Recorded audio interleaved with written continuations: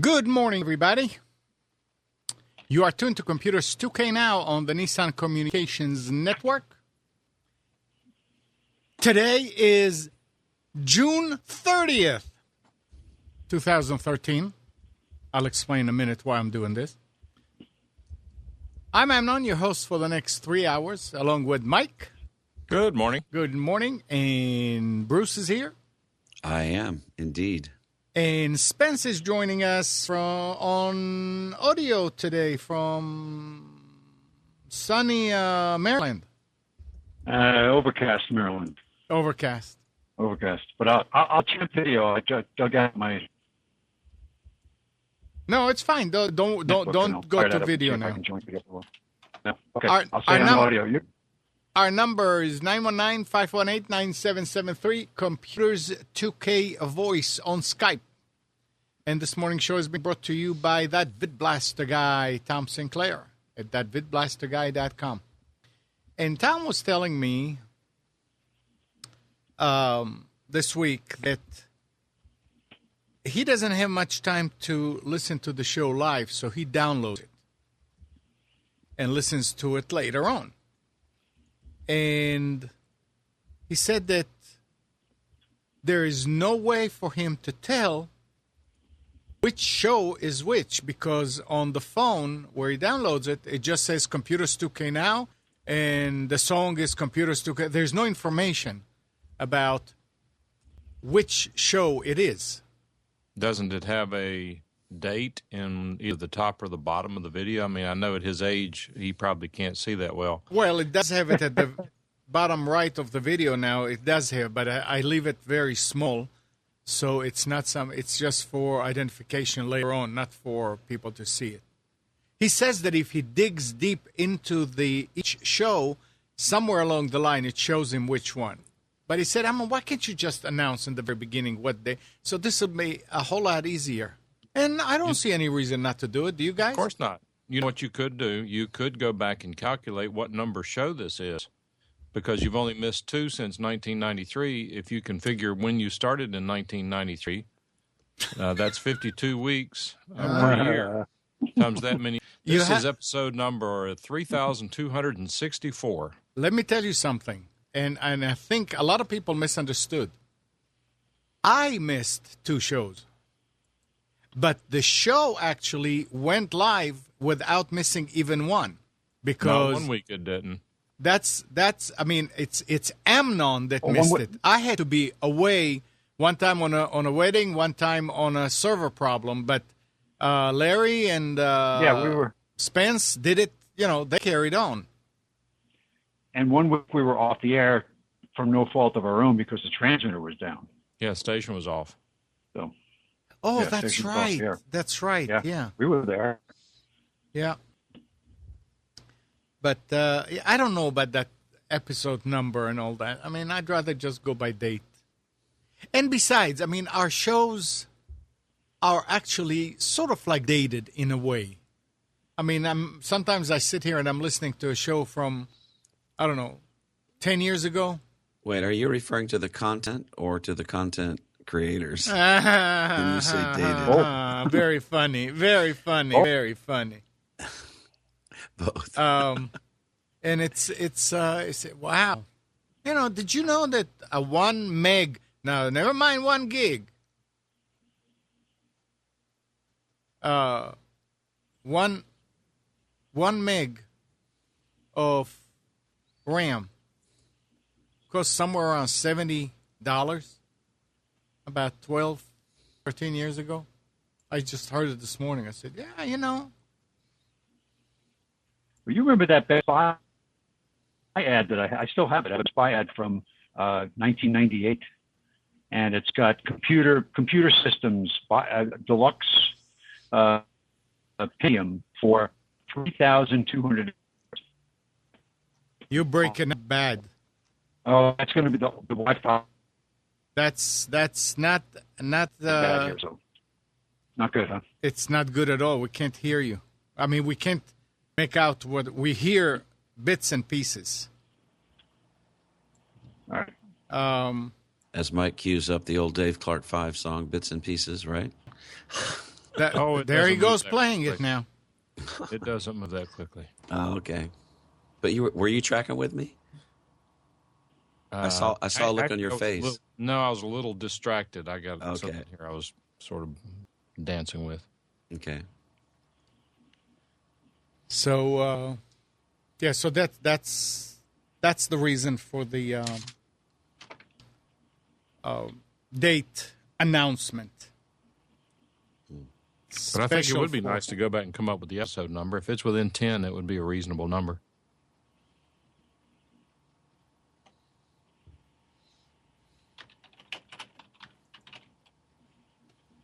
Let's see.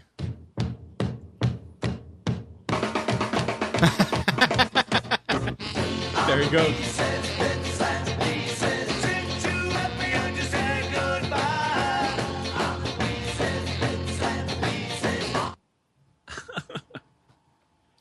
Okay.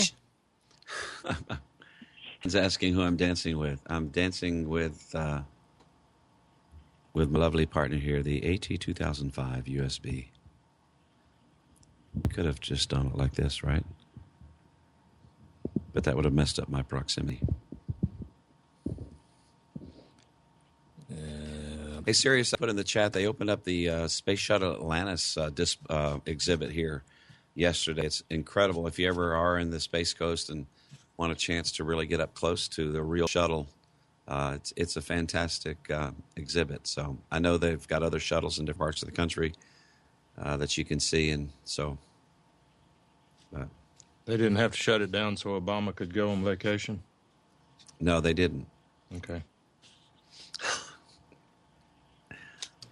Oh, hold on a second.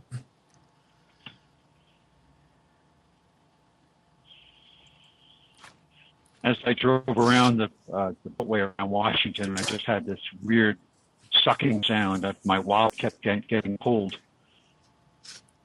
towards You better get used to it.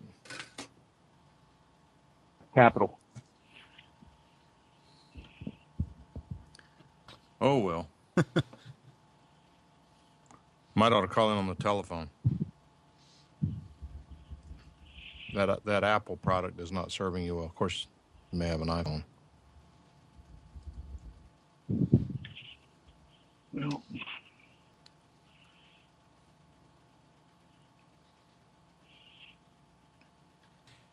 Anyway, so what else is happening today?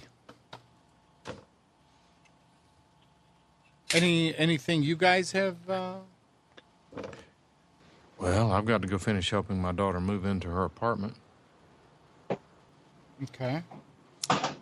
Yeah, I'll be flying home today. I did my boss's wedding yesterday. Had a lovely reception at the Durand Country Club, and got home about 10 o'clock last night. But all is well. I tied the knot really tight. Mm. You know, you have to be careful what you say at the wedding when you're doing your boss's wedding. Like what would be the inappropriate thing to say? What did you have to steer clear of? Because normally when you think about what not to say, that's the first thing on your mind. Well, you know, when you're giving the vows, you could slip up. You could say, I, Steve, take the Abra to be my blah, blah. Or I, Steve, blah, blah, blah. Offer Bruce a 3% raise, blah, blah, blah. You know, stuff like that. But that, of course, that could be duress. It might not be enforceable, but what's he going to do? Say, absolutely not. You're not worth it.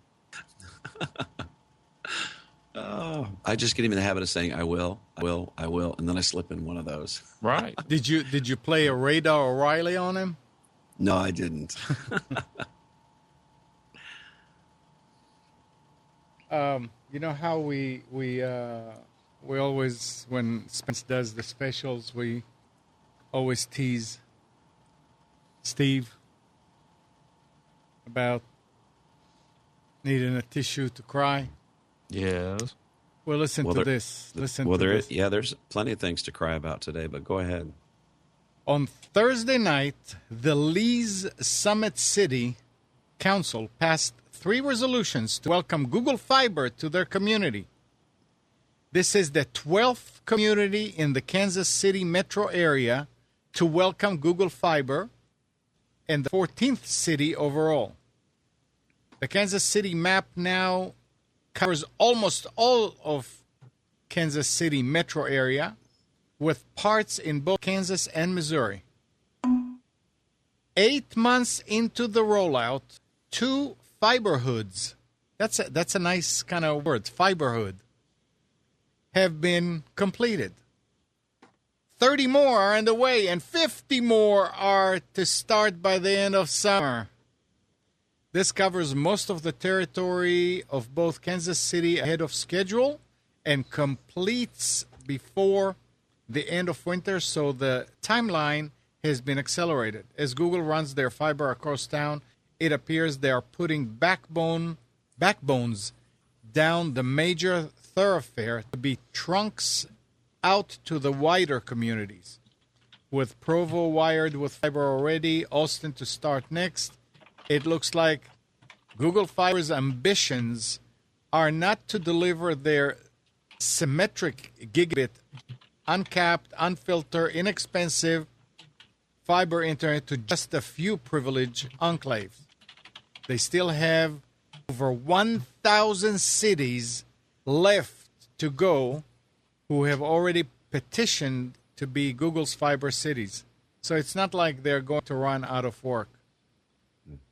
Oh, they'll never run out of work. Man. I still contend, with absolutely no knowledge and no confidence in statement, but it's just an opinion, that what Google is looking at, I don't know that they ever looked at this 1 gigabit broadband as a business profit center. I think that they are concerned that they are totally beholden to the Time Warners of the world, and they've decided that they can't have a vote of the board of directors at 2 or 3 of the major ISPs in the country decide, you know what, Google's too big. We don't want YouTube. Let's block them. They could cut their business by 2/3 overnight. Yeah, that's true. I agree, and don't you think that the big ISPs have had that same thought and wonder what they're thinking about in the background as this unfolds? I have no idea what they're thinking about. I sure as heck don't follow their line of thinking. I mean, somebody said last week, somebody in one of our little groups said that just got new internet service, 70 down, 2 up. What was that? Oops. I don't know. You tell us. You're pushing the buttons. Spence left.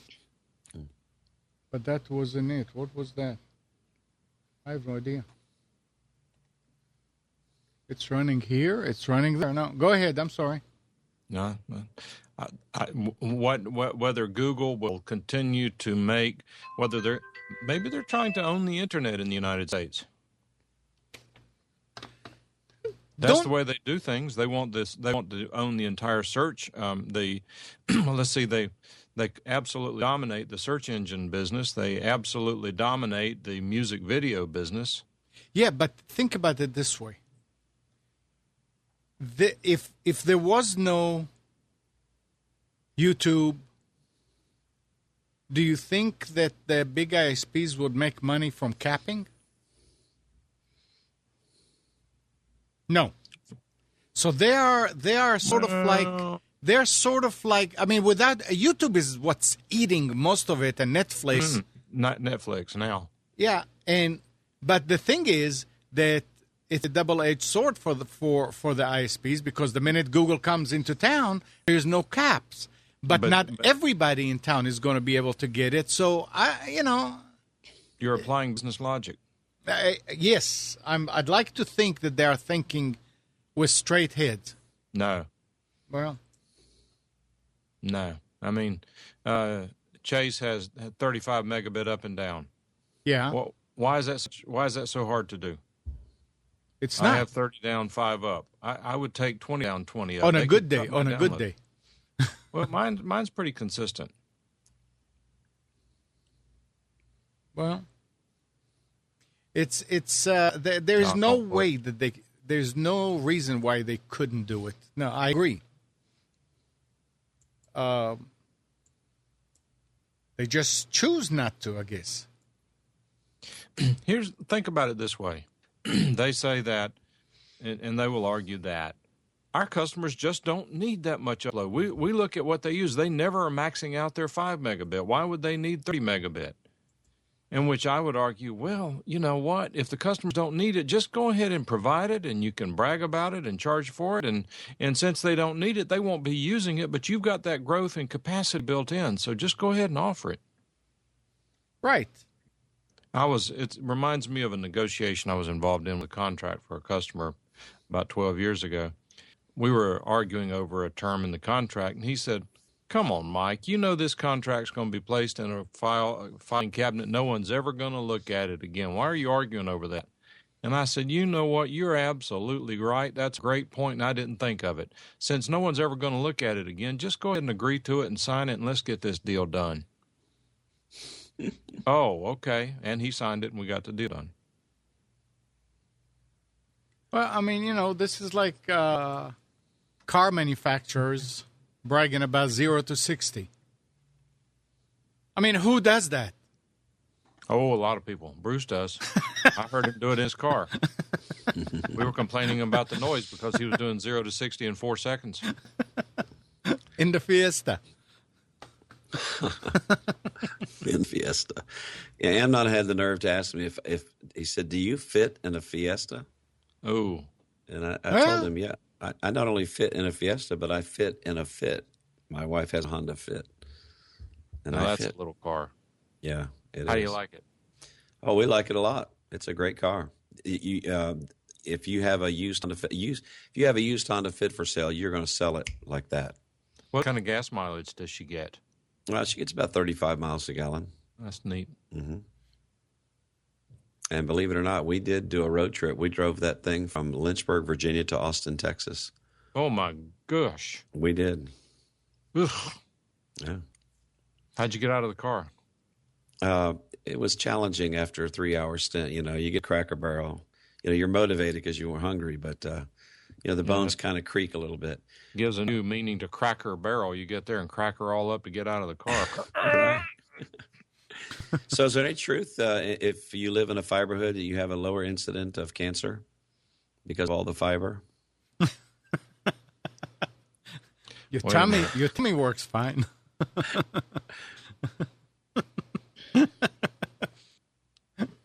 Leave it to Bruce.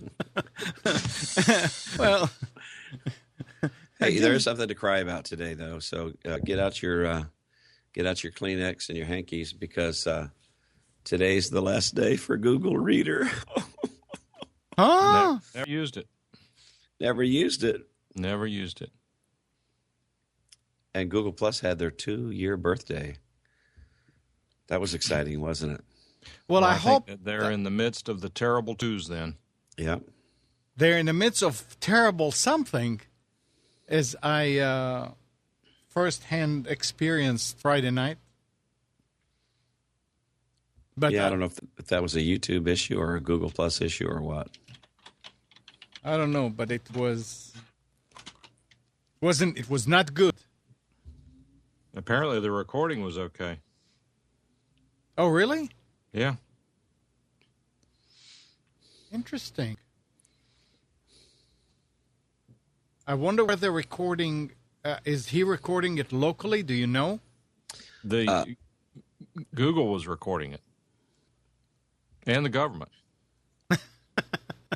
I wonder. Yeah, and I was reading the news this morning. I opened up the Current app on my beautiful Samsung Galaxy Note 2 while I was having breakfast, and the head of the EU Parliament is not a happy camper today since they found out that the NSA was snooping on them too, including the EU offices in Washington. So, if they have nothing to hide, then they shouldn't be concerned. Sure. I was really cheering that Snowden guy in the beginning for doing what he did. But I'm beginning to feel like this guy needs to be... Well, I mean, it's too late now. But now that the Russians have everything and the Chinese have everything, I really thought next stop is going to be Iran for him. That's one place that will accept him, no questions asked. So I don't know. There are too many things that are coming out these days that that are a result of that. Yeah, but Amnon, you're like the rest of us. You're subject to the mainstream media. They never get it right. Their stuff is so biased and so directed towards their agenda. Right. I don't pay attention. I don't even watch the nightly quote Well, the unquote thing, news. I mean, this has nothing to do with the with. But the only information you have is what you're getting through this filter. Who knows what the truth is? Well, I saw the first glimpse of that whole thing when Bruce was, I guess, rebroadcasting the what's his name's Leo was broadcasting the interview with Snowden. The news conference. No, the interview between him and the Guardian. Remember, Bruce? I mean, Right. you were saying that in the Hangout that Leo is going to play it now, and you relayed it. And that was my first glimpse into the thing. I didn't know about Snowden. That was, 3 weeks ago? Something like that. And I said, good for you, guy. Yeah, let people know that the NSA is on our case, sort of. And then you hear more and more about him going here and going there, and you know that they're getting... And now that you see all these things coming out, you know they're getting it out of those laptops. And I'm saying, well, you didn't go there just in order to tell the world that the NSA is listening and monitoring us. You went there for more than that. Otherwise, you wouldn't take all this equipment with you that these countries would be interested in. And I don't like that. I mean, come on. Now you're endangering me. And Well, my family. you talk about technology and what's going on in the world today. I just went to Bamboozer's site and clicked on the Middle East tab, and it's amazing the number of live and recently recorded snippets there are from these huge demonstrations taking place in Egypt today, where you have the moderate Egyptians, moderate Muslims, technology crowd, academic crowd demonstrating in force against President Morsi and the more radical Islamist element that he represents. And technology allows people to stream this sort of stuff. I don't know if I can't remember if I mentioned this last week or not, but AP actually has signed a contract with Bamboozer now using some of their technology for doing these live reports from these hotspots, things that are happening. I think it's a little bit more. Somebody was mentioning in the Hangout the other night that AP bought controlling or a bigger chunk of interest in Bamboozer, that they bought more. What was it, Mike? I hadn't heard that. That's not good. Yeah, somebody was saying that actually, I think it may have been Dan that was talking about it. Yeah. He said, I'm not, so you're using Bamboozer, aren't they? How do you like it since they've been sold? I said, sold to who? And we start talking, and he said, oh, no, AP bought a either controlling. Okay, I'm on the story right now. It says AP is taking an investment, or excuse me, Bamboozer is taking an investment from AP. The exact amount has not been disclosed, but Sandy McIntyre, the AP's global head of video news, who is also joining Bamboozer's board, says it is in the mid six figures and is more strategic about where the companies will go together in the longer term. So I think that's enough information right there, Mike, to cause you to have the concern that you've expressed. Yeah. They've been working together for the last 3 years, though. AP was using them. A lot of news outlets are using them. Well, the news outlets are exceptionally lazy. They want to do the least amount of work to get the most content that they can. Of course. And this association with Bamboozer, to me, I don't know this. This is just what I think, not what I know. But it just seems to me that these news, quote unquote, outlets they find video content from the Middle East on Bamboozer, and there they can go have content without having to send someone over there and put a camera person out there taking video, and also it's just laziness for them. They've got people out there doing their work for them for free. Now, from their blog, that is Bamboozer's blog, it says the investment also means that we will be able to grow the program of providing free premium accounts to citizen journalists. Free premium accounts. To citizen journalists across the globe. For news. So you have to earn the account, I guess. Okay. Right.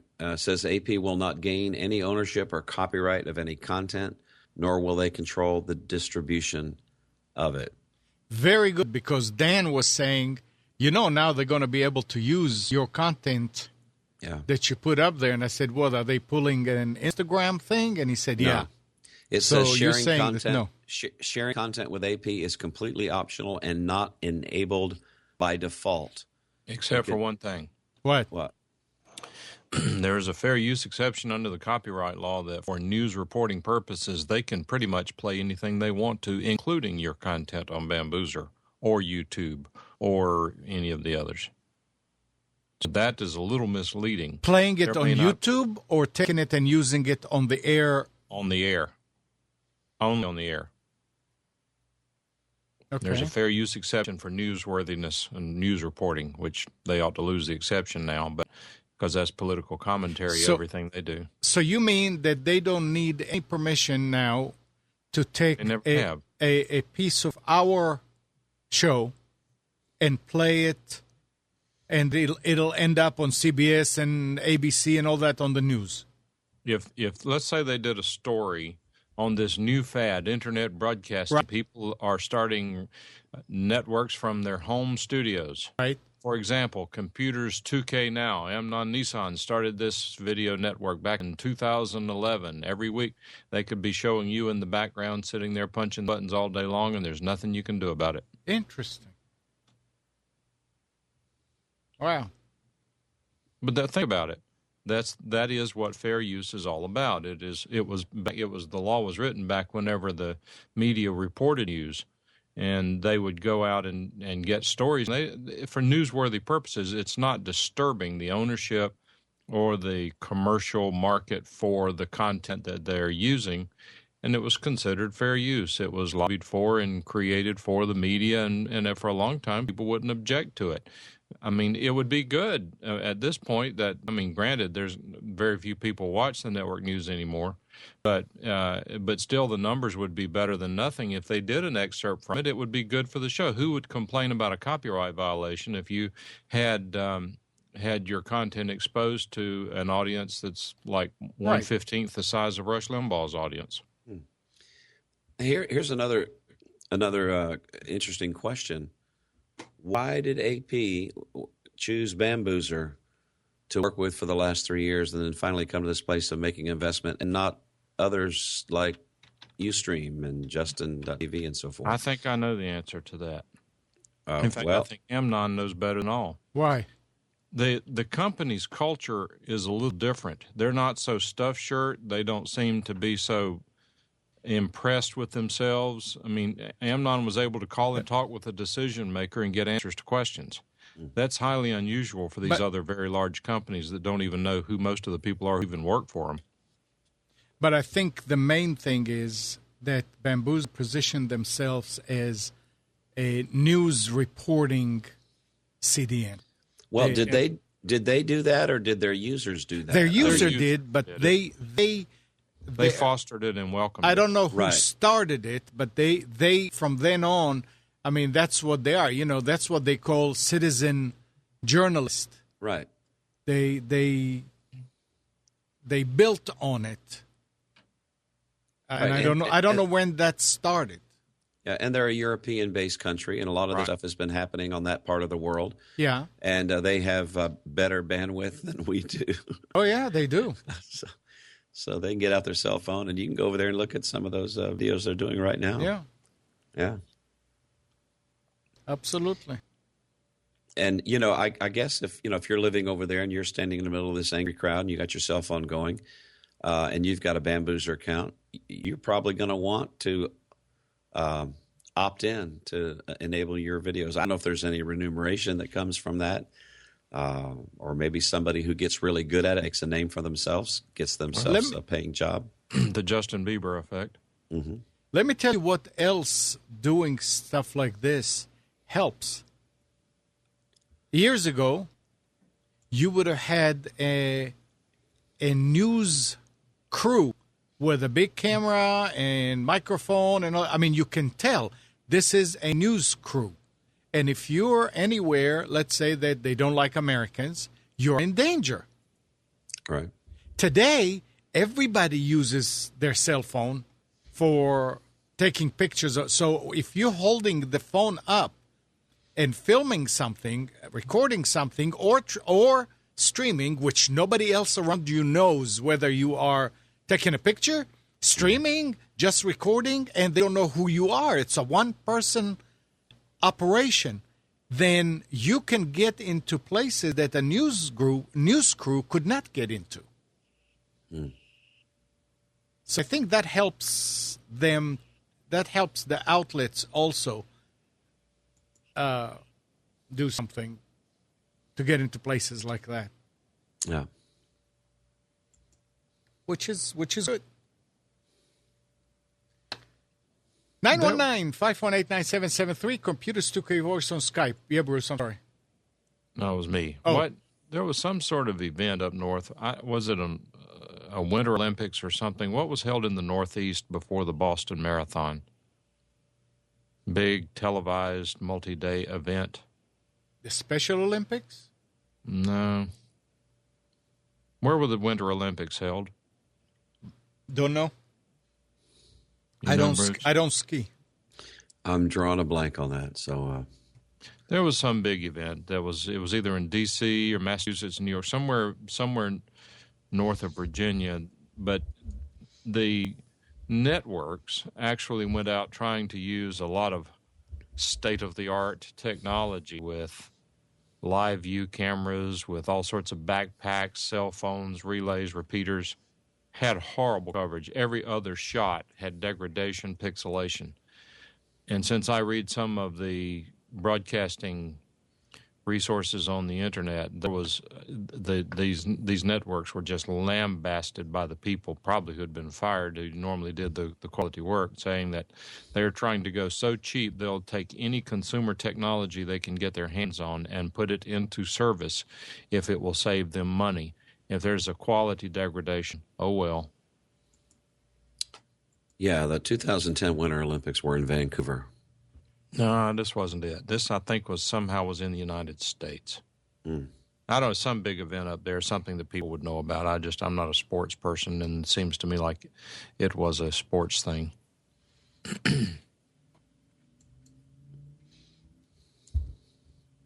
I said Sweden. Listen to this. Bruce, you don't have an iPhone anymore. No. But Mike does. Right, Mike? Yeah. In a clever bit of self-promotion, the do-it-yourself repair evangelists at iFixit announced today that they will be giving away 1,776 free iPhone liberation kits that will allow Apple customers access to their inner working of their devices by replacing the difficult-to-remove pentalobe screws with standard Phillips screws. Get a free insurance policy, iFixit says. In the unfortunate event that your iPhone needs repair, you will be set to make any necessary fix. For situations where you need to get the battery out of your iPhone as quickly as possible, such as after dropping the device into water, you'll be ready. So it's a neat move on their part. 1776 for the 4th. Independence Day.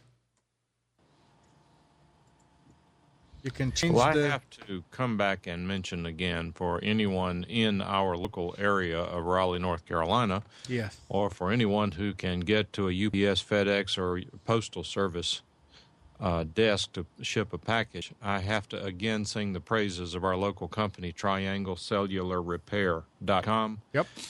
My older daughter, had signed up for a 1 or 2 year plan with Sprint, and she got an iPhone, and not long after she got it, she dropped it or something happened to it, so it quit working, and so she's sitting there, and it wasn't right after she got it. I guess it had been a while because she's counting the seconds until the contract is over. But the bottom line was she was not able to use her phone, so I said, well, let's give these guys a shot. She was in town. I sent her over there, and I think they're open 7 days a week. I sent her over there. The guy walked in, and I had asked him, I said, do you have a phone that will work on Sprint? Yeah, we have some. He said they reconditioned and what have you. And I said, well, send her over there. If she needs a new one, how much would it be? And he's told me it was like $149. I don't know. I thought it was a reasonable number under the circumstances. She goes over there, hands him the phone. He works on it for about 5 minutes, and did something, and it's working. It's fine. He hands it back to her, no charge. And I said, no, that was not the deal. I was not there, but I had communicated with him. I said, I'll be glad to pay you. How much is it? Let me call you back. He hasn't called back yet. So anyway, after about a month later, she says, you know what? She said, I just don't get 4 bars. The sensitivity is not there. The text messaging is working. I'm in communications, but I really don't get good coverage. I said, well, go back over there, tell him you want him to fix it, and you're glad to pay him for it. So walk back in. He looked at it, remembered the phone, and he was really busy. And so he said, hold on just a second. So he goes back into the back of the shop, comes back with a brand new telephone. He said, I don't have time to fix it right now. How about we just swap? And he swapped it with her, charged her $69. Yeah, well. How are you going to beat that? And she's getting 4 bars everywhere now, except where it's not available because of Sprint. How do you beat that? You don't. You patronize them. You let people know, just like what you're doing. Well, I've not met the guy. I have his name written down somewhere, but I mean, everybody has a phone. Everybody has a smartphone for the most part, and when these things break, they're expensive. Right. So, and the cell phone companies hold us hostage on these things. You now have freedom. You can replace glass. There are all sorts of things they can do. And I asked him, I said, these are proprietary things with the customizations and the lock. I said, how do you get around all that? He said, there's no secret to what we do. He said, we have a source overseas where they get all the phones they can, and they grab all the parts and put them together. And when there are certain parts that are available new, we put new parts in them. He said, it just depends on what we have to use. And he said, these guys are over there, they do a good job. They're very high quantity. Therefore, they keep the cost down. He said, so we can do it and still make money. We do a lot of our own repair and service here, our labor here. He said, that's what keeps us going. Yep, that is service. Absolutely. And the battery, I asked him, I said, we have 1, 2, 3, 4 or 5 iPhones, I forget which. And the batteries, they're becoming older, so the batteries are wearing out. I said, how much to replace the battery in an iPhone? And I said, I'm sitting down. He said, $20.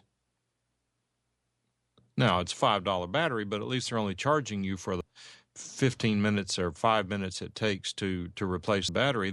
I talked with an outfit in Apex, and they want $50.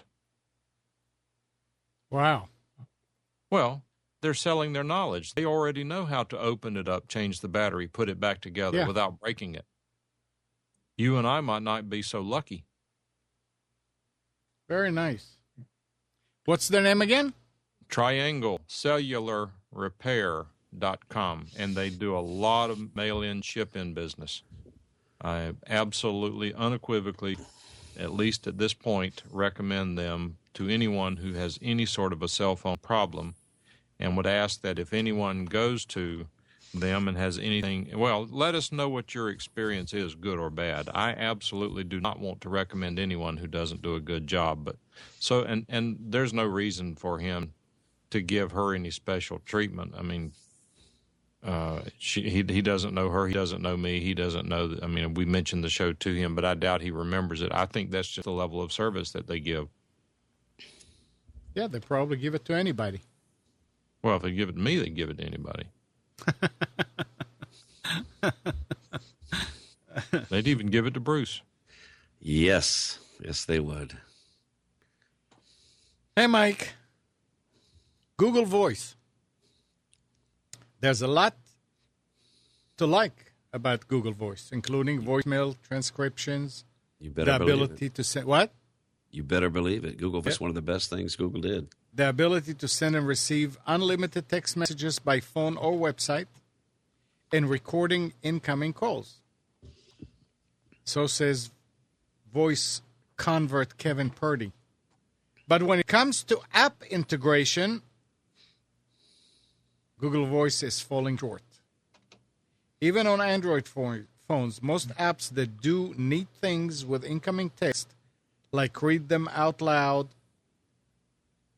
when you're driving, can't work with voice. Your mic's cutting out, Amnon. Are you away from it? No, I'm sort of like in front of it, but I turned away, and let me see if the... Are you saying cutting off as Gating. the gating? Yeah.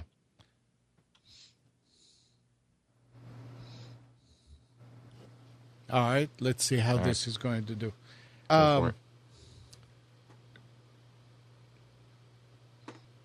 So they can't work like on Android phones, and they can't work with voice when you're driving. Tasker, a crazy nerdy automation tool that can do things like turn your volume up when you get a text from your wife, can't work with voice. Online services that text you to verify or remind you are about 50-50. Google employee Nikhil Singhal wrote in a Google Plus post that Hangouts is designed to be the future of Google Voice. But what voice users like Purdy are looking for is some sort of assurance that Google Voice can work just like any other text messaging system. Now, you're using it a lot, Bruce? Yeah, I use it a lot, and I'm not going to complain about some little idiosyncrasy like this when I've got free service that allows me to cancel my Skype premium account, Good make point. calls to anywhere in the United States and Canada. The guy needs to get a life, and Google Voice text messaging, read out loud, has worked fine for me on, I think it's called Hands-Free Talk, one of the apps that I use. It will read that text out loud. Yeah, I mean, I understand it and a little bit of what he's saying, but good night. I mean, it's a free service. Quit complaining about it. And we all know there are no guarantees with Google things. Today's the last day for Google Reader. There's some people that made huge use out of Google Reader, and they're not going to be able to do it anymore. They've all had to migrate to other RSS readers like Feedly and some of the others. But, I mean, it's frustrating when Google, starts something that everybody uses and likes and then shuts down for whatever reason. But it's not the end of the world.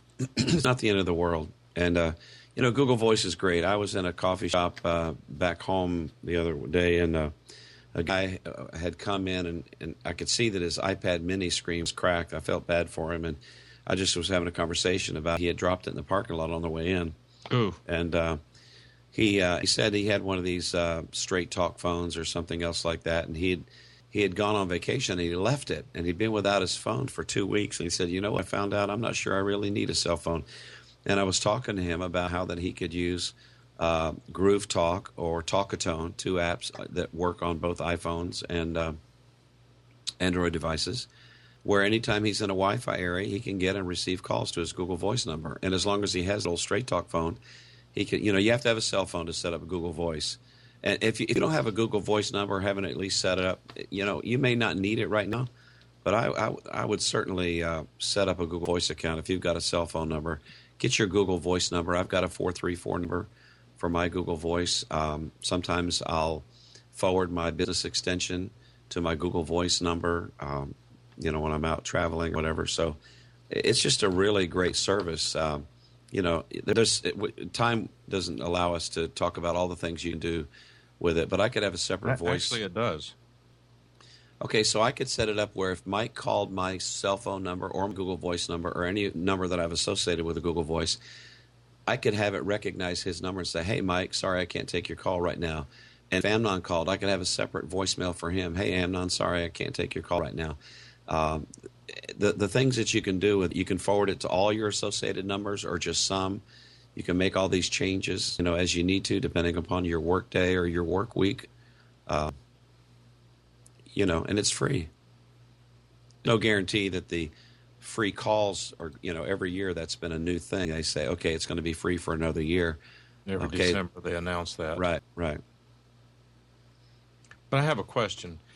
I'm not a big fan of Google Voice. I like it, and I have multiple accounts, including local numbers on like 3 accounts, because Google is one for announcing, oh, by the way, starting today, to get a Google Voice number, it's $5 a month. But the old guys will be grandfathered in. So I would endorse your suggestion to go get yourself a Google Voice number and use it periodically.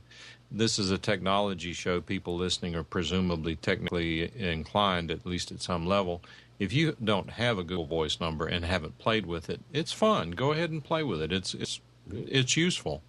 But really, in fact, I'll tell you about one in a minute, but there really, as I said, 2 aspects to Google Voice. There's kind of a dividing line between the 2 services, even though they do work together. One is that this ability to make and receive telephone calls from a soft client, being Gmail, on your computer, using your mixer or headphone or even, God forbid, using the built-in microphone and speaker on your laptop. But you can make telephone calls doing that.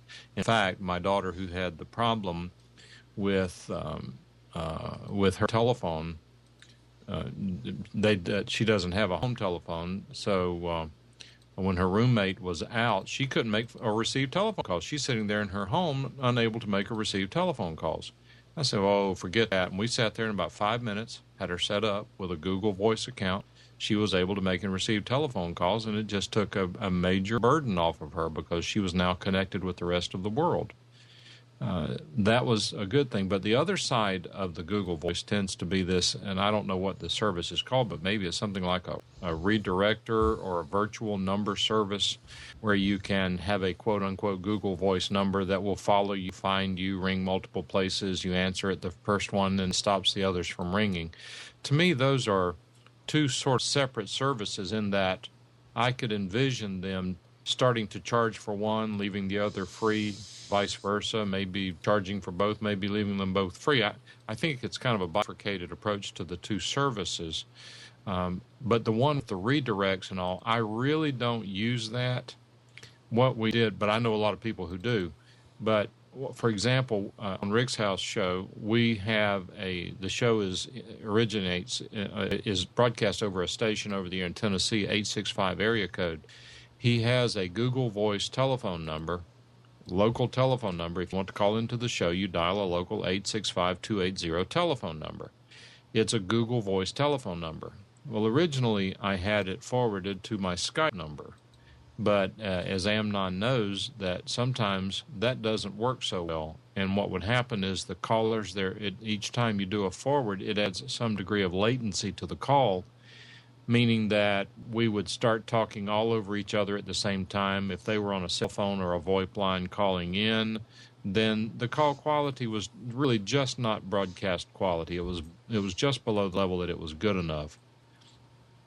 That being said, there is a real benefit to Google Voice that everyone should think about, and that is, have you ever had a need to call someone where you don't want them to have your telephone number? The example I would use, obviously the best one is somebody, you got a bill collector or somebody's calling you trying to collect a bill and you don't owe them and you don't want them to have your real telephone number. You've got someone on somebody's mailing list. You want to get off the mailing list, but you don't want them to start calling you, whatever the reason may be.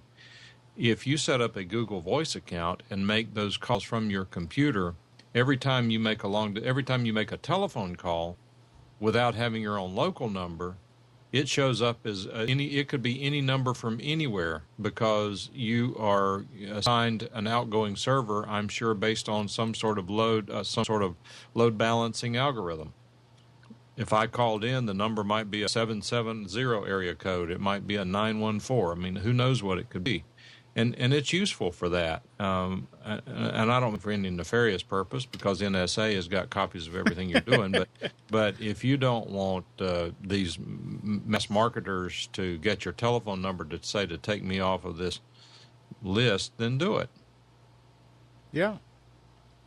Yeah, there are enough great features on Google Voice that I would have no problem paying a reasonable amount for. Did they ever fix the problem that if you're on a call and somebody else is calling, that it knocks off the first person? Someone said they did, and we need to probably test that. Now, it just so everybody else will know, if you are in a Google Hangout, you cannot make a Google phone. Now, you can call somebody from within the Hangout, but then, of course, everybody in the Hangout's on the call. But you can't make that outbound call if you're active in a Hangout. So it's interesting, this app that Alan mentions, GV Jack app. I put a link in there where you can download it at CNET, but it allows you to use any Magic Jack or Magic Jack Plus dongle phone adapter with Google Voice and a regular phone for free. Fully featured landline home phone service in 3 easy steps. So, Alan, that's a great tip there. I had not heard about that. My daughter uses Magic Jack Plus, and I've been trying to save her money on her budget. And even though Magic Jack Plus is dirt cheap for a year, which, by the way, her Magic Jack Plus was horrible until I talked with somebody about being able to go in and change the QoS settings on her router and assign a certain amount of bandwidth every time that Magic Jack Plus phone rings. Whatever else she's doing, her Magic Jack Plus takes priority, and her quality of service has jumped greatly. And the change was what? Changing the QoS settings on her router. Okay. Yeah, you get the MAC address to that particular device, and you assign it a certain amount of the bandwidth. But this is a great deal, GV Jack. And I'm wondering, because I use another service, I'm trying to remember the name of it right now. But I would imagine that this could probably work with any of the other similar type devices. That's actually the paid SIP account that I have is the company selling it to me is VoIPO, VoIPO.com, but the server name for the service is VoIPWelcome.com. I don't know if it's the same company. Sometimes they have different domain names for their different divisions for whatever reason, but it's a mediocre service. It's a heck of a lot better than Packet 8 or what is that other big one that so many people use? I canceled. Vonage? Yeah, Vonage. Yeah, begins with an N, right? It's usually pretty good. In fact, I use it now as the outgoing call line using a SIP client on Rick's show, and it works pretty well for that purpose. But when they originally came out, they had a really early ATA adapter. They had all sorts of port forwarding, and you have to forward every 60,000 ports. Everything above it needs to be open, and just ridiculous. And you need to put it ahead of the router, then put this ATA between the modem and the router. And I got through all that, and I just finally said, I'm not going to do it. I plugged it in as a port into the router and decided if it wouldn't work, I just wouldn't use it. And it worked pretty well. But then they threw out those units, and I found out through the grapevine, they threw out those units, and then they sent out Linksys replacement units.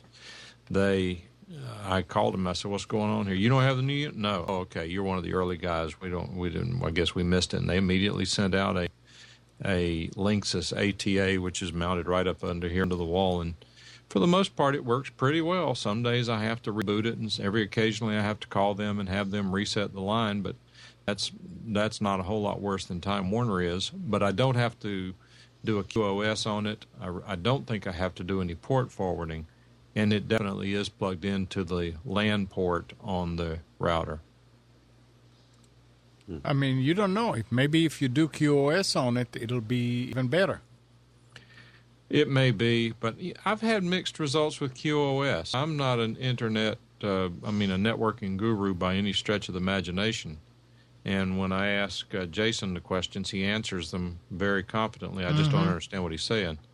And I don't know, maybe the early implementations of QoS on the Netgear routers, maybe the QoS implementations weren't really that good, but maybe I need to try it again. Well, I can tell you this. My daughter has the cheapest of the cheapest Netgear routers, and the QoS change I made it was like the difference between night and day. Well, I'll try that. So, In fact, yeah. I'm going to look here in just a minute. Mm-hmm. Because I was telling Amnon yesterday, and I recommend this to the group. About every 2 years, I notice some sort of performance deterioration in my system. And I have now reached the point that about every 2 years you need to buy a new router.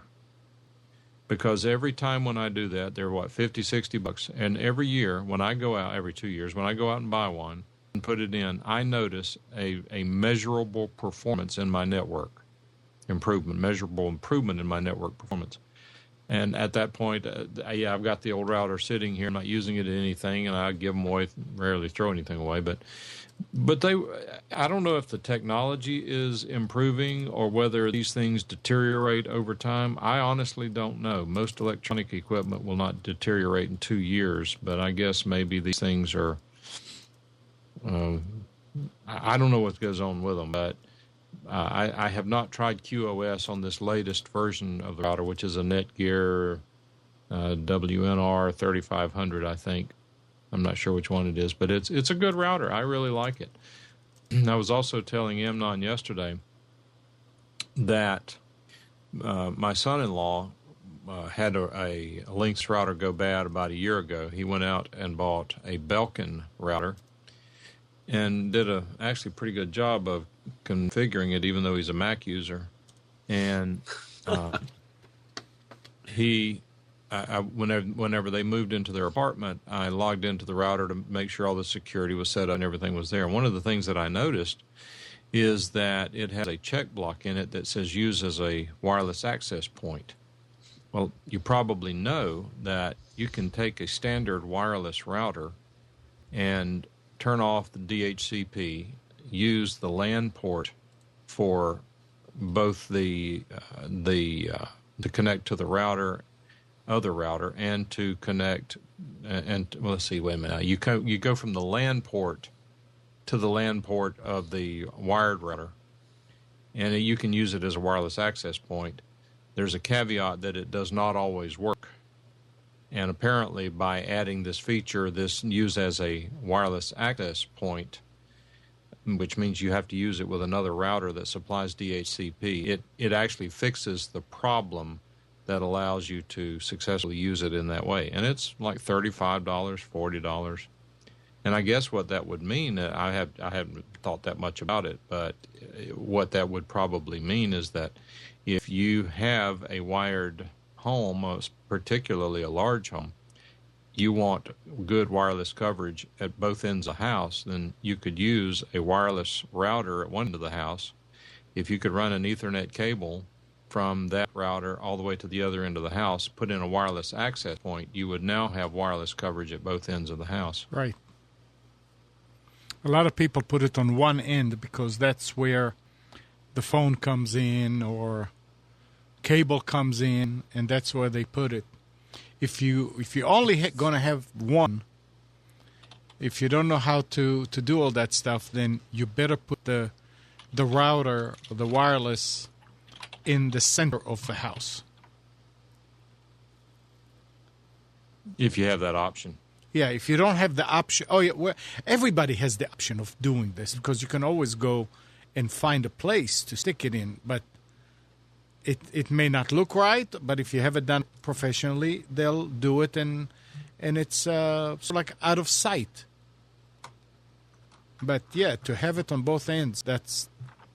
Yeah, my wife was complaining about the Wi-Fi signal in one of the back rooms, and I bought a little Wi-Fi extender. I think it was like $15-$18, and it was interesting. When it came in, I kept looking for a power brick and a cord and everything, but lo and behold, on the back of it, you just plop out the little AC thing, plugs right in, has an antenna on either side.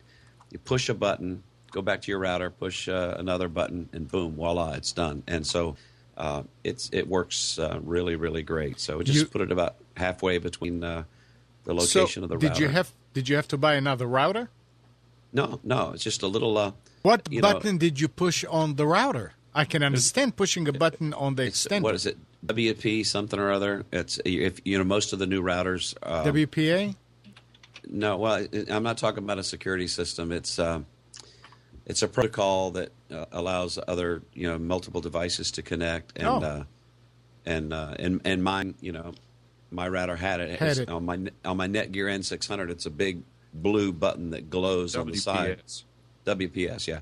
So I just go ahead and push that. Boom, they connect automatically, and it was done. I mean, I literally took it out of the box, plugged it in the wall, followed the instructions, and in less than 5 minutes, it was done. And so it's Turner_Home _EXT. Yeah, what's your password? You want to know what it is? No. I don't mind telling you. I don't want to know. Oh, Mike, how many characters is your password for the Wi-Fi? For my Wi-Fi? Yeah. Well, now that we're using what is it? WPK, WS, whatever, WA. Oh, for crying out loud! Whatever. I mean, if somebody comes and wants to connect to your network, not the guest, right. What is the password? How many? I mean, not what is it? How many characters? I'm going to tell you. Well, I've got a question about that before I answer your question. All right. This new, it's not new. It's old now. But is it WPA2? Is that what it's called? Yeah. There is a passphrase that right. you use to access WPA2. Right. That passphrase, even though it is a shorter number of characters, is generally considered more secure than a 16-digit access code. 26. 26, 13 and 13, right. But that's also, you can make your WPA2 26 characters. So that before I answer your question, are you asking my passphrase? Because the passphrase translates into a 26-digit number internally, as I understand it, although that may not be correct. Right, but when you put it in, how many characters did you put in? I know that it translated to, it was generated to 26, but I mean, 8. did you put 8? You see, if you, I always put all 26. And now, if I come to your house and I want to connect to your local network, do you give me those 8 characters? Nope. What do you give me? I give you Forget about the guest. the 10 characters to the guest. No, I'm talking. Okay, you know what? You get a new laptop, and you're adding it to the family. What do you put? How many characters do you put in the passphrase? 8. 8. I have to put 26. Well, you ought to fix that. No, I don't. I want it to be like that. I want people to have to enter it like that because that's a whole lot harder to break in than if you enter 8. That's my point. Yeah. Well, but see, this goes back to the question I was asking. If WPA2 is supposedly more secure, and yet you can get by with a passphrase instead of a 26-digit character number, how is it more secure? It's not. I mean, it's known that people who want to can break WPA2 in seconds. But I mean, you don't have choices. That's it. I mean, now the chances, what are the chances that somebody would want to come and sit outside your house and break into your, I mean, they're probably going to find 10 other networks that are open. Why should they try it? There's no reason. Debbie is saying, please explain the passphrase. She's never heard of it. Well, you may be using it if you're setting up your own router and not realizing it. But back originally, whenever you wanted to set up the access, well, the password per se for you to log into your wireless network. So you may have your local wireless network that the SSID is Netgear. Then whenever you say connect to a wireless network, it says what is your key to access the network. For highest security with WEP, you had to enter 26 digits. And my daughter Katie and I would always have a contest to see who could remember all 26 of the digits. Neither one of us ever made it all the way through, but between the two of us, we could usually remember enough of the parts that we could do it without having to look it up. I mean, it rarely worked. But anyway, it was a lot of fun, but it was, who'd we lose? Let me see Nick. I wonder what happened to Nick. It was like CAD 987, not 9, but CAD because it only goes 0 to 7 or something like that. And it's all this. The CD 3646 3222 F162379G. That's the way you should do it. That's the crap that's in there. But you can still hack it because, anyway, that's the web key. But to answer your question, Debbie, the Netgear was the first router I saw that would say enter a passphrase. And the passphrase I entered was just a common word that I could say use like Amnon. And when you typed in Amnon, the router had an algorithm that would generate the 26-digit number based on that passphrase. But on those routers, all the passphrase did was translate into a number for you. If you had that passphrase, you could generate that number through another system and use it to log into the network, but you could not log into the network to the router directly with the passphrase. Did that make any sense? I'm sorry, I wasn't listening. Nick is trying to get in, and he's having a problem with his connection. But yeah, the whole idea is to use the harder to use password, harder to remember. Yeah, I was mentioning in the chat about using. Let me see. Wait, Nick, are you there? I am. There, you have a problem with the internet? No. Every single time I turn my video on Skype, it crashes. Oh, geez. Did you get the new version? I have no clue. I can check. There's a help button there. Wow. It'll tell you what version you have. Yeah, I was mentioning in the chat, I actually use biblical references for various passwords, and I'll put an example in the chat. There's a way that you can type the word Psalm, capital P, number 5, which looks like an S at LM, and you can pick any particular reference, whatever the chapter, colon, verse, you could do a lot of fun things with other books as well. So in case anybody was wondering what I meant by that, there's a generic example. Right. But see, this would be confusing because is it Psalm or Psalms? So that should be P5 at LM5. No, it's Psalm. And if you do this, the problem with Amnon, see, I learned yesterday that if you're on Amnon's network, if you forget your password and you sit there trying to guess it, Amnon's watching. Yep. He will jump on it. Amnon is providing service, personal service like you have never seen before. Nick, did you reboot? Yes. Did you reboot? No. I booted up this morning, but I'm trying to look at the version number I have and see if it's an issue.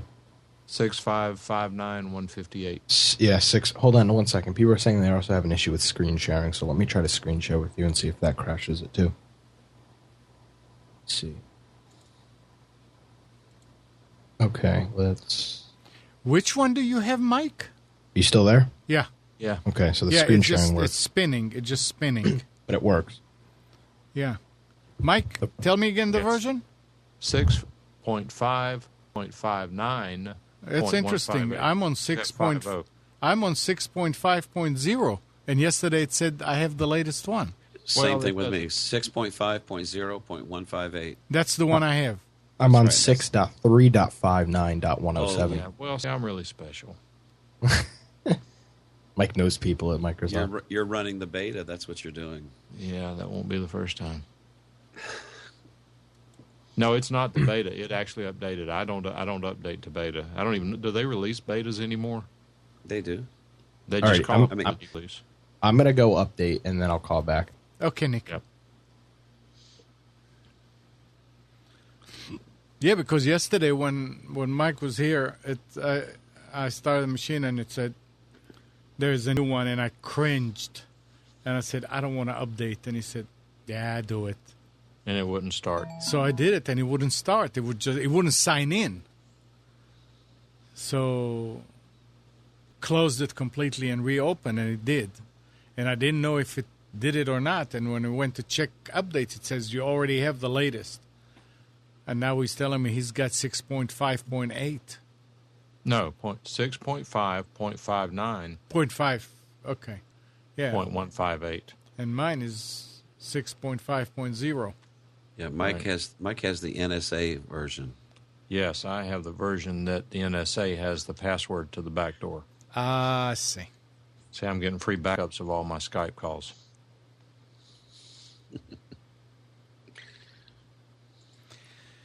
Let's see. Oh, sorry, Bruce. Let's see what else. Netflix. I want to do this when Nick is here, actually. Well, there is another sad thing we mentioned about Google Reader, this being the last day, but also get out your hankies again, because Sprint pulls the plug on Nextel's IDN network tonight, so there's not going to be any more push to talk. Didn't you hate that in a restaurant when you had some Yahoo doing push to talk in a restaurant in the booth next to you, and you both sides of the conversation? Oh, jeez. Not only did I hate it, but for some reason these guys have to yell into these telephones. And they have to have that beep as high as it is.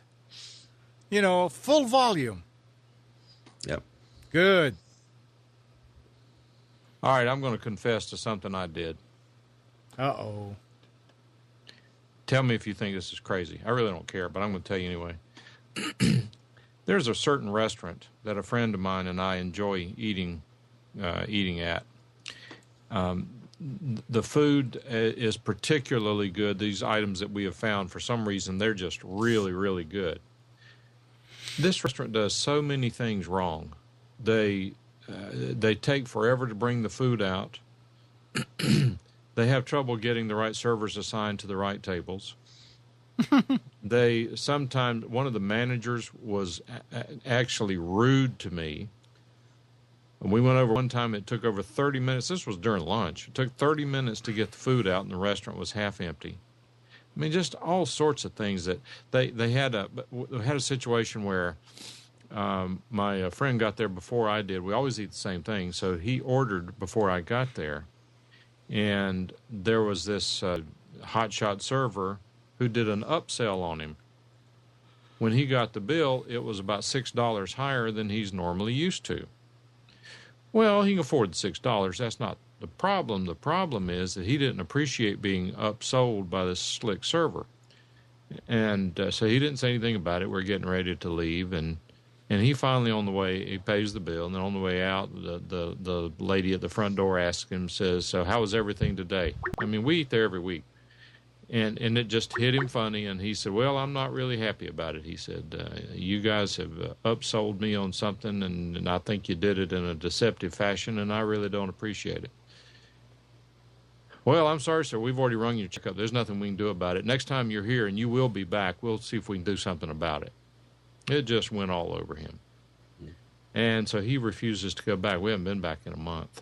And so I was thinking about it, and I decided, I don't believe these district managers really understand what's going on in these restaurants, because my daughter and son-in-law are involved in food service, and they come in and talk about good service and bad service, and I believe they provide good service, and I know certainly my daughter has been conditioned to recognize it when she sees it.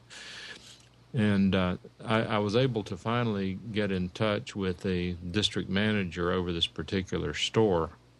This guy wouldn't let me off the phone. We were on the phone for 30 minutes. I told him everything that had gone on, and he said, well, this is just not acceptable. We're not going to allow it. And it kind of stunned him because I even knew the names of the offenders. And I said, you probably wonder why I'm taking time to do this. And I said, the only reason I'm doing it is because I enjoy eating in the restaurant. It's convenient to where I work. It works out well. I'm not calling for, well, I want to send you some free gift certificate. And no, don't want those because that cheapens the purpose of my call.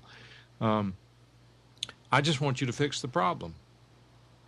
And I was telling him about my friend, and he said, at least let me send a free meal to your friend. I said, fair enough. I'll give it. I said, I'll tell you what I'm going to do. You send me a gift certificate for a free meal, and I'm going to tell him that I spoke with you and that you sincerely apologize for the behavior of this person who has now been demoted, unrelated to this event, by the way. And and I told him, I said, but I'm going to warn you. I said, it's weird, but if he refuses to use it, I'm going to mail it back to you. He said, no, I want you to give it to your daughter. I said, no, if he refuses to use this free certificate, I'm going to mail it back to you because that's not the purpose of my call. I believe more people should call and complain about these things because I know what the problem is. These food service people have really a hard time getting decent help. They really do. I mean, I could tell you some horror stories, but I would have to identify some restaurants, and I don't choose to do that. But so we'll just see if anything changes. And no, I wasn't eating at Denny's. Time will tell. Like Denny's. So time will tell. Well done. Did you say you don't like Denny's? I do like Denny's. Oh, you do? Yeah. I do. I do like Denny's, too. I eat at the Denny's diner down there for lunch every day that I'm here. Nick, did you upgrade it? Yeah, I'm going to try to turn my video on and see if it should. Can I comment on something Debbie mentioned in chat? Absolutely. You may say anything you like. It leads to a text story. So Debbie says, have you ever had unsulfured apricots? Very tart. They are brown in color instead of bright orange. Well, I'm going to put a link to a story, and I learned about this story actually from Nick, and it has to do with fruit-themed spam hits Instagram. And the article begins, if you've been noticing a strange rise of fruit-related pictures in your Instagram feed today, don't worry, your friends haven't become even more obsessed with taking pictures of their healthy meals. You might want to worry a little bit because the pictures might be linked to a fruit-themed spam attack that's slowly making its way around the popular photo sharing service. It's unclear just how spammers are getting hold of users' login credentials, but the attack results in a number of pictures of fruit being posted to a person's Instagram account. Nick, you suggested that it might be a good idea for people to change their Instagram password.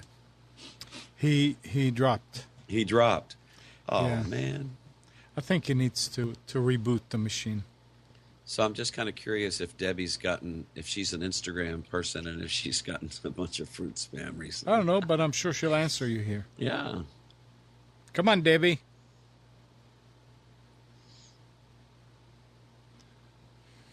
Brent, I said that it was not in your area. It just occurred to me, I'm not sure where your area is. I was thinking you were not local. If you're local, then it would be in your area. I don't remember where you are, Brent. Sorry. Now, you're talking about Google cutting stuff off and this and that. In 3 days, Google's Blogger will begin to delete scores of blogs that have existed since 1999 on Monday under its vague new anti-sex ad policy purge. On Wednesday night at around 7 p.m. Pacific, all Blogger blogs marked as adult were sent an email from Google's Blogger team. The email told users with adult blogs that after Sunday, June 30th, all adult blogs will be deleted if they are found to be displaying advertisements to adult websites. While the current content policy does not define what constitutes adult content. To say that Twitter ignited with outrage would be an understatement. Blogger users are panicked and mad as hell at Google. So I guess if you have a banner or a link or whatever to an adult site, I mean, they call it adult site. I'd call them probably porn. They're going to take your blog off the air. And yesterday, I didn't know what Blogger was. Nick explained to me that it's sort of like WordPress, the service that they provide where you go mikephillips.wordpress.com and you can have your own blog there. You don't have to have it hosted on your own. So that's interesting. Are they trying to clean their act? What is that? What do you think? I don't know what the question. What was the question? It's not a question. The question is, what are they trying to do? Clean their act by removing adult blogs that have links in them to adult sites? Well, what's the benefit in all that? I mean, for one thing, it generates a lot of useless traffic. I mean, porn, we talk about Netflix and YouTube burning up the internet. Porn probably burns up as much as both of them combined, if the truth be known about it. Yeah, but who are we to tell people not to do that? Well, if it's a private service, you have that option all you want. I mean, you... okay. Yes. Let Okay, me that's a good point. Now, let me ask you a question, Amnon. Purely hypothetical, not thought out in the least. But let's suppose. By the way, Brent, check private chat. But let's suppose that you find out that someone is. I know where you're going. Not so much as running a porn site on your server, but they're making one of these connections. They're putting links. In other words, it's generating a lot of traffic. Yeah, they're going to be gone. You're right. Why though? Why?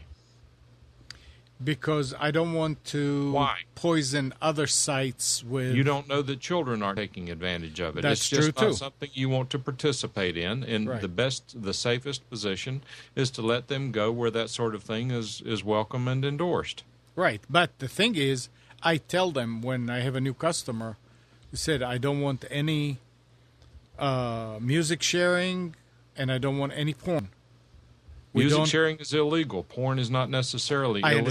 I understand, but it generates a lot of traffic that kills other sites. Unless you start getting really fat pipes in order to compensate. And there's no reason for doing it for that. So I chose in the beginning not to support porn or music sharing. Or anything illegal other than music. But porn was one of the things. So they know that they cannot do that. But with Google, they allowed people to do it. And I guess they are trying to clean up. That's what they're doing. Which is fine. I mean, I was just trying to discuss it. Well, I mean, it goes back to the pivotal question, though. Why do you ban it? And the reality is that even though you may have a personal distaste or disgust for the content, that really has nothing to do with it. Absolutely. It's that it is a very controversial, not universally accepted part of your business.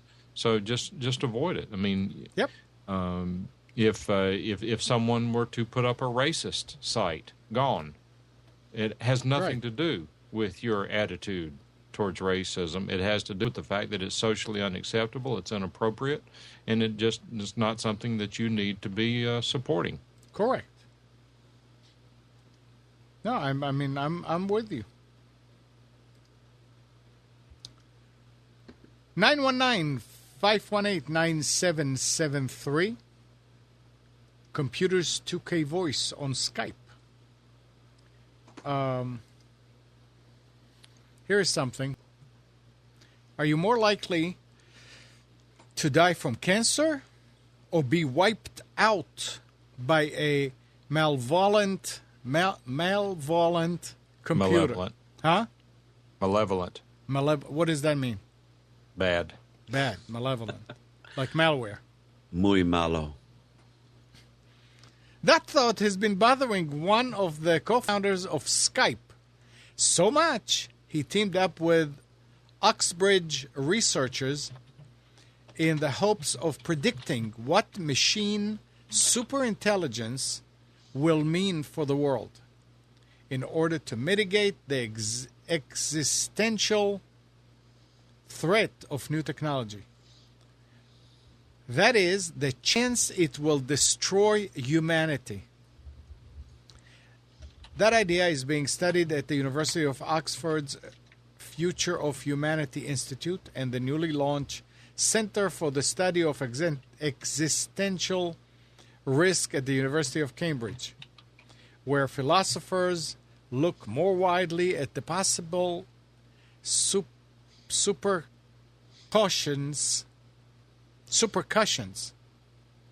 repercussions of nanotechnology, robotics, artificial intelligence, and other innovations, and to try to avoid being outsmarted by technology. I mean, the movies where, somebody has access to supercomputers and they can wipe you off like you don't exist, do away with your social, do away with your credit cards, this could happen. Maybe it's happening. Yeah, Mike, go ahead. I'm sorry. I hope they're not doing the research in that global warming lab over there. Because they just make up stuff and write it down. Next thing you know, CBS is running with it. Yeah.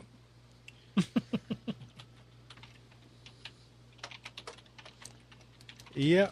So. Well, it's a real question because there is, and I don't know, we mentioned this once before and haven't heard much about it. I guess Gary would say it has been swept under the rug by Monsanto or something, but you may recall that whenever the word nano became big in terms of retail products, there were, a suntan lotion with nanoparticles, spray on suntan lotion that uses newest technology, nanoparticles. And, wow, this is great, new technology. This suntan screen is going to work a whole lot better. And some scientists took a look at this stuff and said, wait a minute. Turns out that nanoparticles are so small that if you were, and technically this is not going to be correct, but it'll get the message across. If you were to take a spray can and spray nanoparticles on your arm, let's assume that you're spraying suntan lotion on your hand and it has true nanoparticles in it. Uh-huh. Those nanoparticles would go right through your arm just like a ghost. They are so small your arm is not there. Right. Now the question is, what are the long-term health implications of that stuff going directly into your arm and through your body, assuming that some of them lose velocity and maybe stop? And who knows what the long-term effect of that is? Now, I don't watch much, if any, advertising on TV, and certainly don't read a newspaper or anything like that. But are these companies still advocating for their nanoparticles in their products? If they are, I would turn away from them for now. We don't know what the long-term effects are. Well, but I think that's the future of medicine. Yeah, oh, absolutely. I don't think there's any... What? John wins the prize. Yes. They will cause your globals to warm. No, let me tell you, nanotechnology is the future of many things, including semiconductors. No question, it's a fabulous discovery. It's a fabulous new level at which we're able to operate. But just because you can do something doesn't mean you should. And just because you can use a nanoparticle to accomplish something, that doesn't mean you should. Whenever X-rays were first discovered and used, and doctors and hospitals started buying X-ray machines, boy, this was great. Everything you came in, they did an X-ray. What they didn't realize is they were modifying your DNA and killing you. X-rays are absolutely horrible for the body. Unfortunately, I've had a lot of X-rays because of early back troubles and some stomach issues. Oh, so that's what it is. Maybe, but I've had a fluoroscope and fluoroscope is a constant X-ray. So, you know, is my DNA screwed up? I don't know. You got to live. You're going to live till you die anyway. But Hopefully not. the bottom line is that just because we can do something, it does not mean that we should. You even had these whole body scanners at the airports, the ones where they showed everything you have. Mm-hmm. Your globals. Your globals. And your locals. Yeah. Well, they those things were X-ray. Yeah. Hey, Jason. Hey, guys. Hey, Morning. Nick. Good morning. Hello. Wait a second. Nick, did you reboot? No, I'm waiting for Windows updates to go through. I'm at 1 of 7. Okay. Windows. 107. 1 of 7. Oh. Jason, what's going on? Hey, not much. I just neighborhood thought I'd stop by and say hey. Hey. So I have a question for you, Jason. Sure. I know you don't use cheap equipment. You only use the best stuff that money can buy. Yeah, But right. with regard to cheap home routers like the Netgears and the Linksys, Yep. do you think there's been much improvement on the QoS implementations, say, over the last 5 years? Ooh, that's a good question. I kind of doubt it. I mean, it's a protocol and it's there, and you know they use it, and if they use it, they use it, and if they don't, they don't. I mean, I don't see how. I mean, assume it's implemented correctly. Well, that's a big assumption, though. Yes, it is. And from my Because- understanding of QoS is that it has to be implemented, from end to end for it to, truly have its intended effect. So if you're doing QoS on this end and you're not doing QoS on that end, I mean, it's kind of like, hurrying up and getting the, packets out faster on this end and then just, not caring about them on the other end. So it, I don't know. It's kind of a... Well, to my example, it'd be kind of impossible to implement QoS on my end on my landline phone. I was referencing making some QoS adjustments on my daughter's Netgear router who uses Magic Jack Plus, and the QoS adjustment I made was just designating a certain amount of bandwidth. It was on the QoS tab, so Right. that when her Magic Jack Plus gets a call, it automatically takes priority over any other operation that's running as far as bandwidth, and it improved the quality of those phone calls exponentially. So there was no QS on my end calling her on a cell phone or a landline phone to implement, but maybe that's a different aspect of QoS, just describing a certain amount of bandwidth to a particular MAC address device. Yeah. Certainly assigning more bandwidth is something different and not really, Right. QoS. Right. But, yeah, because in our business we use Cisco IP Communicator, and you're exactly right. QoS at QoS. I live in Virginia. Our Cisco routers are in Melbourne, Florida, and you have to have QoS working on both ends to work properly in that situation. Yeah. Right. I'm looking at the QoS setup in my Netgear router. And this is what frustrates me because I don't know what most of this garbage, I don't know what it means. It says, the first thing is enable WMM, which is Wi-Fi multimedia settings. That's checked. Wireless multimedia is a subset of 802.11e substandard. It allows wireless traffic to have a range of priorities depending on the kind of data. Time-dependent information like video or audio has a higher priority than normal traffic. For WMM to function correctly, wireless clients must also support WMM. Okay, I don't know what you're talking about. It's enabled on here, but I'll assure you none of the clients is enabled unless it's done so by default. Yeah, I've never heard of that, actually. Of course, I don't do I any haven't wireless either. stuff. But You guys listening who don't know, Jason's a genius when it comes to anything technical. The next check block is turn Internet Access QoS on. Now, I presume that's whether I want it to be QoS. That's just the on-off button, I assume. Now, once you do that, there's turn on bandwidth control on as an option, which you never do that here. The bottom line, the last option is set up the QoS rule. When I click on that, I'm given all of the services that are listed here. There are 27, which include MSN Messenger, Yahoo Messenger, IP Phone, Vonage IP Phone, NetMeeting, AIM, Google Talk, Netgear, EVA, SSH, Telnet, VPN, all these various services, Nutella, Counter-Strike, Ages of Empires, EverQuest, Quake 2, Unreal Tournament, Warcraft. But you can, I guess, let's see here, add a rule. So if I were to add a rule, then I could create my own for whatever that would be. Right. But here's what I'm getting to. All this is getting to.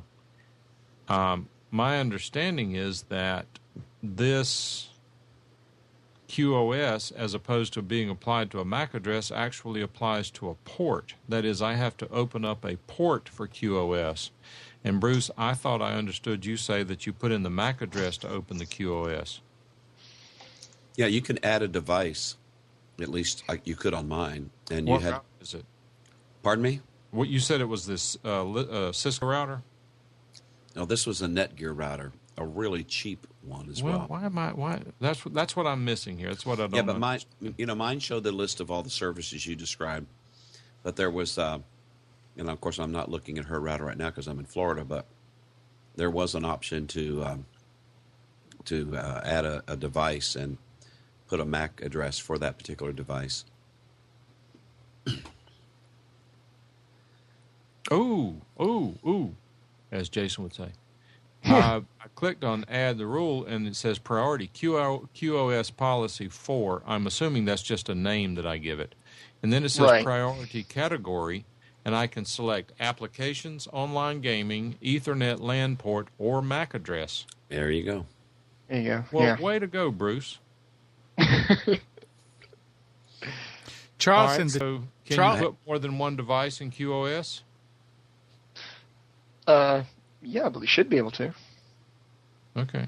Yeah, and you can have it set where you can set it to auto, where it will kind of automatically manage the bandwidth needed, or you can ascribe it a hard amount. What I did with her was I just gave it a hard amount, so it would, her Netflix might not play as smoothly if she was doing a Magic Jack call at the same time, so.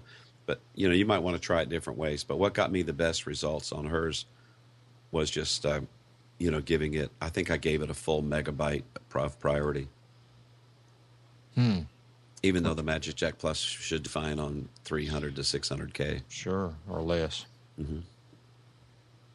I'm going to have to play with this. I say that's what I was saying. As I recall, the very first time I looked at QoS, I think you only could assign it to a port, and that was it. I don't recall this pull down being here, and that could be maybe I didn't understand what I was looking at. Now, Jason, to your point, is the assumption then that all of those services that are listed there, that they have already done some QoS on their end? That you could optimize by adding that rule? On their end? Right, on like Google Talk or some of these game servers that were mentioned and so forth. I'm Skype, Messenger. To be sure, I'm not sure. It's the way I understood it is that it has to be like you said, the end devices have to. Well, I guess they don't have to, but for it to be set up, optimally, they have to, agree on, how to control the packets because. It's, the routing devices, obviously, that are going to be saying, oh, this, traffic has higher priority over this traffic. And so when it gets passed along, it has to, whoever you're passing it to has to, acknowledge and, abide by the same rules or else it's not going to do you much good. But that was years ago when I was in the LAN switching team, and that wasn't one of my strong points, the QoS stuff. I usually gave those cases to Prashant. Jason, you're letting me down here. I'm sorry. I can't know everything. Well, that's not what I heard. Amnon said if you didn't know it, it wasn't known. Sorry. Yeah, I've got my limitations. Oh, well. Yeah. Well, Hello, I'm Steve. entering. Speaking of limitations, hello everybody. Hello. Somebody cue Steve. Well, I'm entering QoS here, and I'm going to hit apply, so there's a good chance this sucker's going to reset and throw me out. But we'll Yeah, see. yeah. Don't you wish some of those restaurants had QoS that you could go in and modify? Yeah. And make my No, I wish sandwich the a hotels priority. had it. Hotels. I mean, service restaurants. Service establishments that you could go to a monitor on the wall and get into QoS and fix it. That's what you Americans call the tipping system, isn't it? You leave a tip if you've had good quality of service. If not, you don't leave any. That's if it went across the board, it's true. That should fix it. Nick, what's going on? Sorry, guys, I gotta go eat breakfast with my mom. All right. Oops. Take care. All right. Take care. Mike. See ya. Oh, Mike's dropped, isn't he? Yeah. What happened? What's up with Nick's avatar today? It's sort of Now, let blinking me on and see. off and flashing. There's something wrong with my computer in general and every single program. Did you reboot? Yeah, I did, and it still doesn't work. It still crashes. You know, the weird thing is your icon not your icon, but your graphic is That's what I was flashing. just saying, the avatar. The avatar Yeah. is flashing between your green target and just the The outline. default. Yeah, Yeah. I It's weird. really need a new computer. This Now, thing let is me just. see. I need to remove Mike somehow. I've never seen that happen before, actually. You're either there or you're not with a picture, but not on and off, on and off, on and off, on and off. It's like you're there at a light switch, flicking it on and off and just trying to annoy the crap out of everybody. There's not even a way to turn your avatar off. Well, not on and off randomly like it's doing, no. Stop it immediately. You're going to give me a seizure if you carry on like this. I'll have to put something up the top to block it so I can't see it. Mike, can you hear us? I hear you now. Yeah, we don't have video from you, though. I'm not surprised. As usual, don't mess with your router during a live show. Oh, okay. Yeah. So never mind. That's fine. I mean, I Don't. was... Hey, As soon as Steve. you, I did click my- save, it changes it, doesn't it? And then resets your router or some stupid thing. Sorry, Bruce, you were going to say. Yeah, I was going to say I did my boss's wedding yesterday, and he's from London, and so a lot of family and friends flew over for the wedding here in Florida, and I just enjoyed picking up all kind of niggly, rubbish comments. The best Niggly man bits. who was from London, who was giving this long toast, I really had to concentrate because he had all kinds of interesting little words in his toast. Yeah, we've got loads of words for things that are fairly sort of unique to England, I suppose, or even Scotland and Wales. They have their own sort of niggly bits type Niggly. phrases. But he did a good job in translating the ones he recognized might be difficult for us to follow. It was a lot of fun. Yeah, I can imagine. It's only really when you start speaking or you start listening to another language, when you perhaps if you're in that area or you're in constant contact with somebody, that you notice how much of a difference there is between your own lingo, if you like. But even when you look at the size of England, which just a tiny little thing that basically fits into Texas, doesn't it? In the US, when you look at the fact that you can probably go 25 miles and the accent is considerably different in each direction that you go. You know, if you go east, north, south, or west, it's surprising how different the accent is, even over that short a distance. Mm-hmm. Of course, down where I come from, down here in the southwest of England, they all talk like pirates down here. You don't? Arr, Jim lad. Pieces of 8.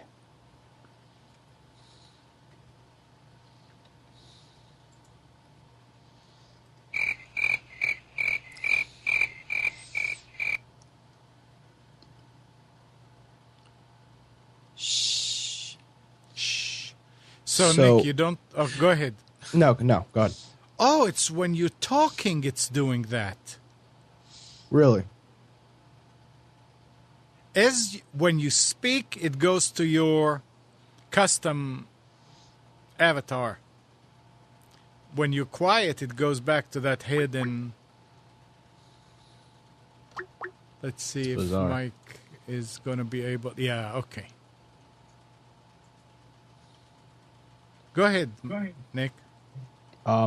So Bruce, Yes, sir. do not change the ROM on your phone.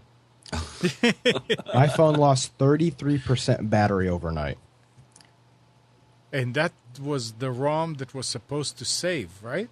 Yep, complete waste of my night. Anybody that has an Android phone, stick with stock. It's a waste of your time.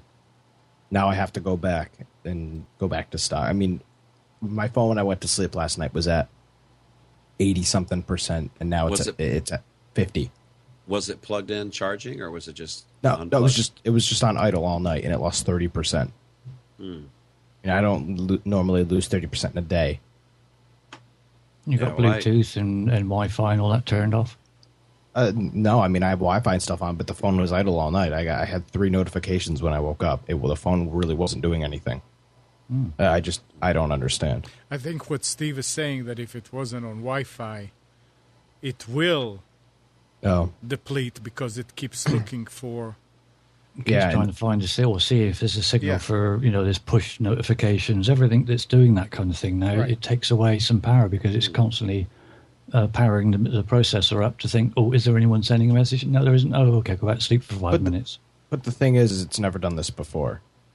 But then that's because you've had a different operating system type thing or setup in it.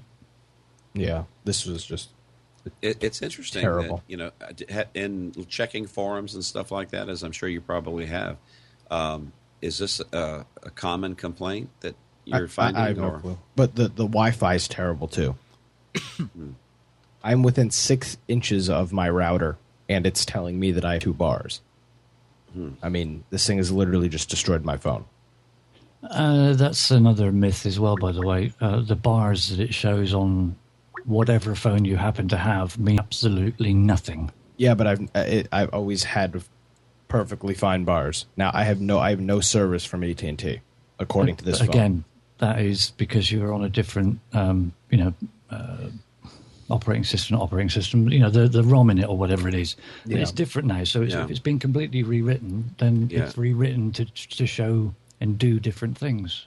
If you're having trouble with bars, you might want to talk to Andrew, because he's an expert on bars. Especially at your age. Wow. That was a good one, Bruce. But yeah, they did a survey over here on one of the British tech channels, and they tried various different phones on same networks, one phone next to each other, and basically they came to the conclusion that whatever bars it's showing you is a complete waste of space anyway, because even from model to model, identical models like sat next to each other can be entirely different. It'll show you have signal when you haven't, and vice versa. So just ignore it. Either you got a signal when you get a ringtone, or you don't. Amnon, Yes, sir. this thing is not behaving. I'm going to send you an invitation from a different account, so accept it, and I'm going to see if it's Skype that I've screwed up, or if it's this computer or the network Okay. or what. So just be looking for that. All right.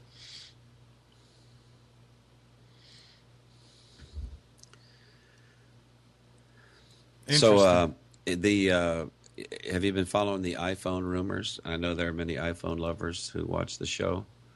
The 5S, hip hip hooray, is going to be coming out on September the 20th, followed by, according to rumor, in just a couple of weeks with the low-cost iPhone 6 that will have plastic covers a la Samsung, but come in different colors. How exciting is that? Well, that plastic, I mean, if the phone is plastic, it must be a piece of junk, so there's no way Apple can do that. Yeah, there's some interesting... I'm told that my Galaxy Note 2 is worse than an iPhone because it's made out of plastic. So, I mean, if they do a phone out of plastic, it'll be the greatest thing since sliced bread, of course. How is that worse? Well, I mean, if you have an Apple phone and it's got glass, I mean, you take a slower phone with a smaller screen and it basically makes it a bigger phone. Solid body aluminum is overrated. How did I do, Steve? Very Andrew's well, saying the actually. Note 2 is Congratulations. Andrew's saying the Note 2 is junk. I'd have to disagree. The Note 2. And I'm not an Yes. Apple hater. I've had 3 iPhones, so. The Note 2 is amazing. Look at that sheen and shine. Tell me, does that look like plastic to you? Yes, it is plastic, but it's quality plastic. It's platinum. Mike, if you are,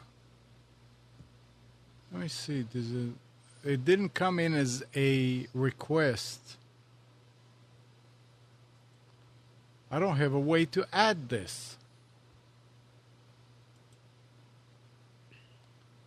Go ahead, guys. I'm sorry.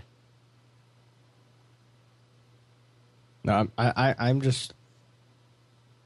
so sick of the whole Apple rumor thing. It's like it's the same phone every single time. I don't know. It's the same phone every time with perhaps an added feature that isn't quite working yet. Oh, of course. I mean, you're gonna go out and spend $200 on a phone so that it'll add another Siri voice. I mean, that's what people call innovation. I mean, that's just. Well, when you say people, I don't think people call it innovation. Possibly Apple may call it innovation, but doesn't necessarily relate to the same definition of the word innovation that everybody else has.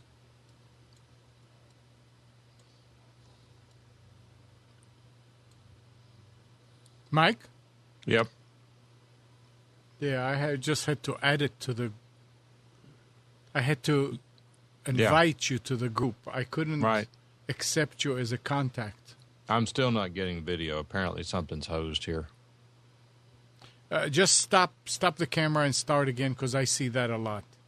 I know, but I'll do that. But it hasn't try been it working. again. Just to be. See, I'm not even getting Bruce's video. Are you supposed to? Oh yeah. Even though I don't have return. Yeah, not your video. I'm not getting Bruce's video.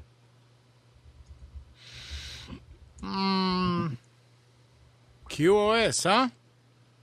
You're seeing video on this call because Computers 2K Now and Bruce Turner have group video calling. Find out all about it. Well, I know that.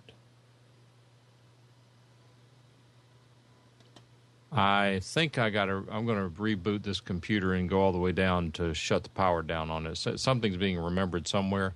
Once I leave this call, remove me from the conversation. I'm going to call back in from the irregular account because it's not a Skype account issue.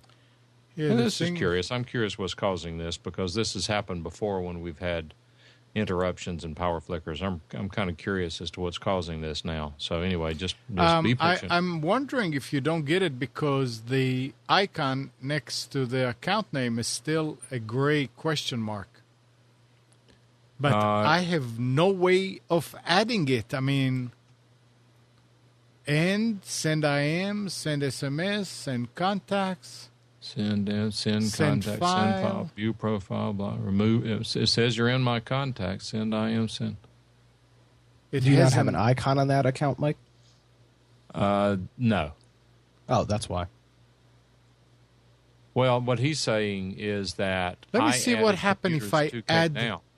Let me add to contacts. Yeah, you have to accept me. There you go. I had no ability to accept you. The only thing there was to invite you. Now I added you to the contacts. And let me see. Okay, now it's green. It is, but still no video here. Well, I was just saying that maybe that's because I was not sending to you because but now it's normal. Except you're not getting video from me. I'm not getting video. All I get is a spinning. Right. So Try going to tools, options, and video, and cycling back from a couple different options there, and see if you can't jog it loose. That's true. Like what? Just change it to something else and come back to whatever it's supposed to be. Yeah, change it to something else. Click save. Go back and change it back to the original one, and click save, and see if it. We'll try that, but I don't know how that's going to fix me not seeing your video. This thing is just. So then I go back, and still then I. This portion of Computers 2K Now is brought to you by Zoom.us, high-quality video sharing, screen sharing, and HD audio. Okay, I'm going to reboot. I'm going to shut this computer all the way down and then restart it and give it a second. But what I want you to do is when I leave the call, knock me out of the conversation so that you have to re-add me and it doesn't have any memory there. It's got to be on this end. I may even reboot the router. Now that's a good question. I wonder if I'm thinking this through. I'm wondering if it's just on this call or if I can't connect with anyone. I don't know anyone else who's up. Nick, I'm going to try to call you on this account. Okay. You may just you should be able to put them on hold and see if we can get video, and then we'll disconnect. So anyway, knock me out after I disconnect Amnon. All right.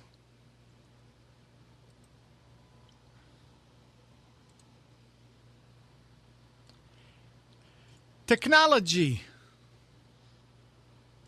It's all right. Okay. Mike's calling. So somebody earlier in the chat had mentioned AOL's new reader program that's in beta and saying it was pretty good. I've seen a number of comments on that. Also, Dig, you'll remember Dig, D-I-G-G. They have a reader that's now available on the for iOS, but Feedly is another one. Be interesting if anybody in the chat has any thoughts on alternative RSS readers. Now that today is the last day for Google Reader, most people have already switched. Feedly, Flipboard, AOL Reader, Dig Reader. What do you see? I mean, why not use one of the more common one? Why? I mean, if Dig, I remember, is one that you hear. I don't use an RSS reader, so, but. Yeah, you can look at the AOL one by going to reader.aol.com. Why would you want to do that?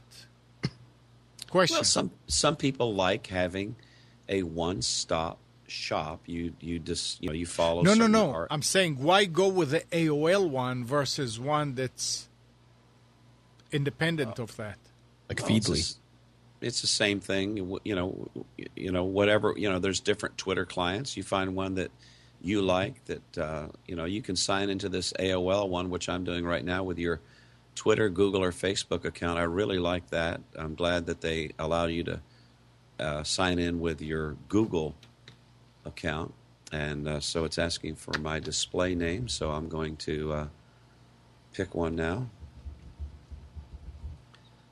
And Nick, so did Mike call you? Yeah, the video worked fine. Really? Yeah. Hey, anybody in chat have a good deal on SSDs today or anywhere? Because I really need one. What size one do you need? 120 gigs. I don't know. This hard drive is slowly dying.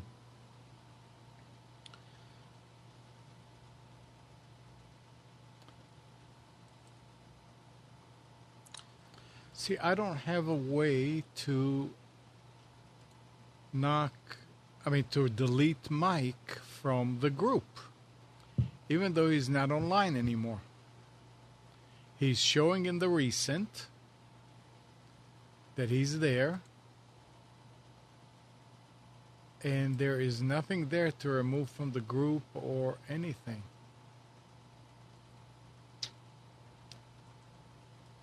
I hate it.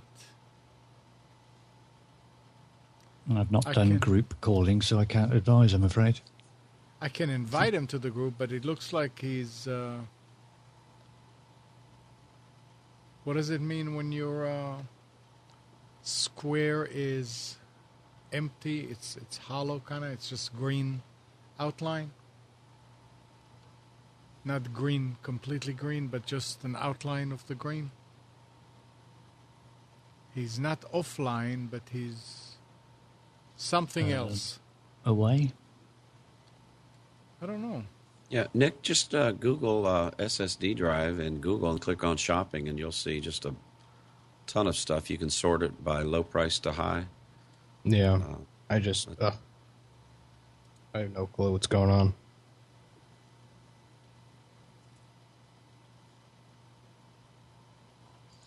And there's a Samsung one on Amazon that's $100, but... Mm-hmm. So Gary says the last Skype update was bad. And you know what? You recall he has a different version than all the rest of us do. No, I have the same version as him now. Well... How? I updated.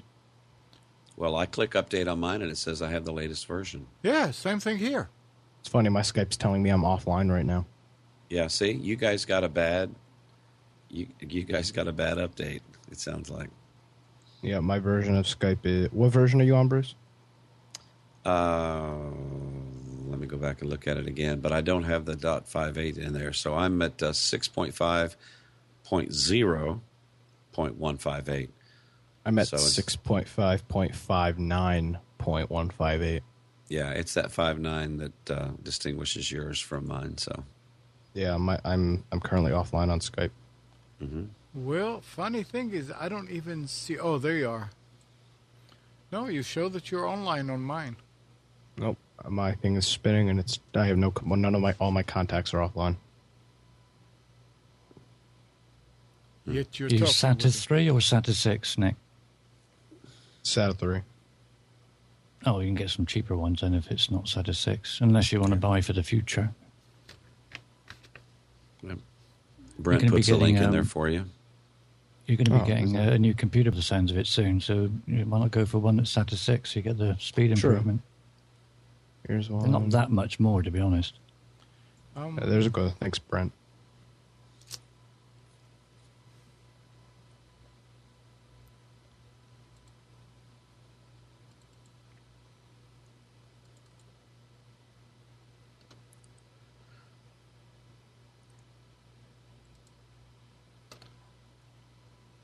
I'm hoping Mike is not trying to call.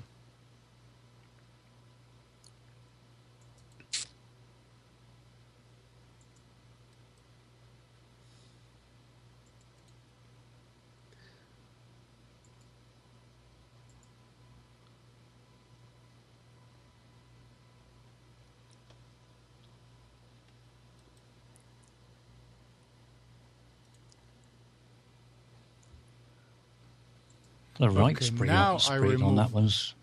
Sorry. Oh, tricky. I just invited Mike, and it was trying to ring him, and at that point I was able to remove him from the group by right-clicking on it and remove from group. Mm-hmm. Try dragging and dropping him into the call. See if he doesn't show that he's online. Oh, I see. Well, does he show online on your end, in the contacts? Not for me, no. Okay, there he comes online. He just has now, yeah. Yep, there he is. Hey, what do you guys think of Western Digital green drives? Are they any good? Not the blue, not the... Oh, I think the black. The blacks are good. Greens and blues aren't. Right. Greens and blues are I think now they keep have going white. into power saving mode, and in order to be green, it costs something to be green. If you see what I mean. Yeah, Andrew is saying green is super slow. Yeah, marvelous. If it's in a say like a NAS drive, where all you're doing really is streaming from it, and it doesn't have to be running continuously, then it doesn't really matter because you're only streaming. It's not like a hard drive where you're trying to access loads of different things all at once to start your system up. So in a NAS drive, they're okay, but for anything that requires multiple accessing, reads or writes, nah, I wouldn't bother with a green one. Okay. Yeah, Savage Pagan's saying, Well, what do you know, it's Mike? 54 RPM, 5400. So laptop kind of speeds. Ooh, Mike's sort of pink. Not feeling well. Not looking well either. Thank you. He's mad. Wow. No, actually, this is kind of interesting. It's like a negative. Mike, we have a bad update of Skype. You think so? Yes. None 'cause of us have that. Right now, Mike, I'm on the same version you're on, and my Skype is telling me I'm offline and all of my contacts are offline, and it's just spinning. Hmm.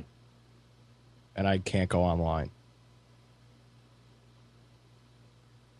I wonder if That you can is downgrade. And Yeah, I guess you uninstall. have to uninstall and reinstall. Yeah, that's what which I really haven't isn't an issue, upgraded but- above 5.10.0, I think. I've stuck with that one because that one's most stable here. And that I had to uninstall, get rid of everything at the registry, and put this one on. And it's been really stable ever since. I've just declined upgrading. I updated yesterday, No. and I'll I've update got when it won't work when I'm trying to connect with somebody. It's 9 times out of 10, it doesn't really fix anything. It doesn't give you anything extra. So, why fix what isn't broke? I'm on 6.5.0.158. Gesundheit. Very interesting. So what did you find out, Mike? Anything you can put your finger on? Yeah, I went to a different computer. Wow. Let's see what version this is. But this is a good test, though. Let's see what version this one has on it. Hey, we've got 51 viewers live on Bamboozer right now. I want to say to them, thank you for watching. Take a moment to tweet us out, Facebook, Google Plus us, share. Let's build the crowd. But 51 live viewers, that's pretty good. Hey, Amnon? I really don't pay attention to that number. You spoiled sport. Look at that. It's down to 39. It's 51 on my end. Mine, I like Yes. Bruce. Oh, now it's down to 39. Okay. yeah, you see, I don't trust it. I really don't. This is why, you see, because Bruce was kind enough to say, look, we really appreciate you coming in and watching and listening. And then Amnon went, I don't really care. And he went, oh, sod you then. And they all left. Yeah, Amnon, it's your fault. Yeah. Party You've pooper. spoilt it now. Man, Well, we rubbish. think it's nice of you to stick with us and watch. And by all means, call in on 919-518-9773 and go and have a visit to that VidBlaster guy, Tom Sinclair. You can find him at thatvidblasterguy.com. Yep. Gary, Call you us can't on call Skype me and while I'm on the computers, show. 2K voice. Gary, you can't call me while I'm on the show. I've declined your Gary, call. anyone- I can't take your call. It'll cut me off. And you're supposed to be a technical person, Gary. Come on, wake up.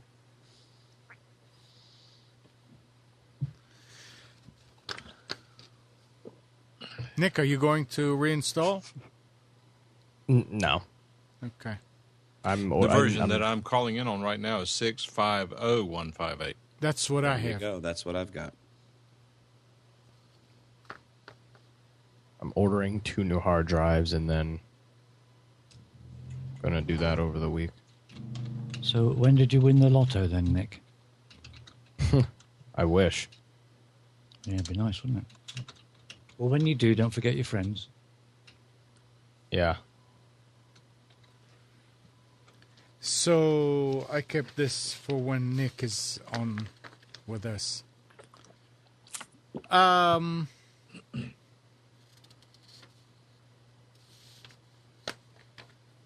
We were talking about it yesterday. Nick's got opinions, which I respect here. Netflix today announced that it has finally taken the first step toward ditching Silverlight for HTML5, largely thanks to Microsoft, no less. The company has been working closely with the Internet Explorer team to implement its proposed premium video extensions in IE 11 on Windows 8.1, meaning if you install the operating system preview release today, you can watch Netflix content using HTML5 right now. Back in April, Netflix revealed its plans to use HTML5 video in any browser that implements its proposed premium video extensions. These extensions allow playback of premium video, read with DRM protection, directly in the browser without the need to install plugins such as Silverlight or Flash. So, I mean, I don't do anything, and I don't know what. Mike, your picture is kind of dark. Is that by design? It is a bug in the Logitech C920 driver webcam property software. I had it set, and then it starts creeping down. It's like that Mac problem. Okay. Well, it's going to creep back down again, so eventually it stops. So, Nick, what were you saying about Silverlight? It's a piece of junk. And they were actually using Silverlight to stream it? Yeah, that's the client to watch. It's always been Silverlight. It's terrible. It takes forever to load. It's very bad. I don't know why they picked Silverlight. I do, because of the DRM it had built into it, which is, like everything else. You put DRM on it, and it's rubbish. Oh, so they were trying to figure who's using what? I mean, if anything is... well, it's strange because they call it digital rights management, but in reality, it's digital restrictions management is what it really is. Yeah. Okay. Or damn rotten malware. Sorry, did I sound a little bit bitter there? I do apologize. Bitter? Yeah.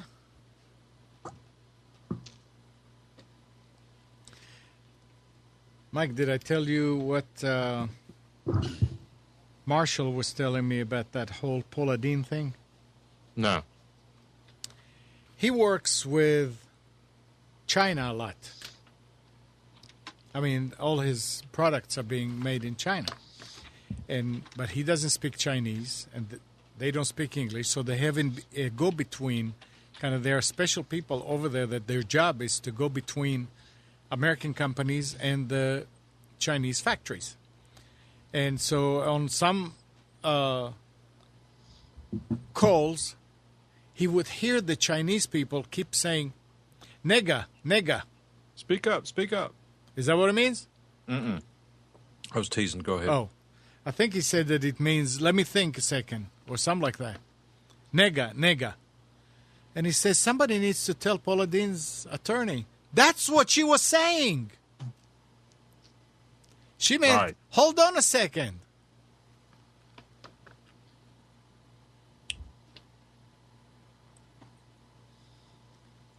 And, Steve, here's one for you. Okay. Well, for everybody.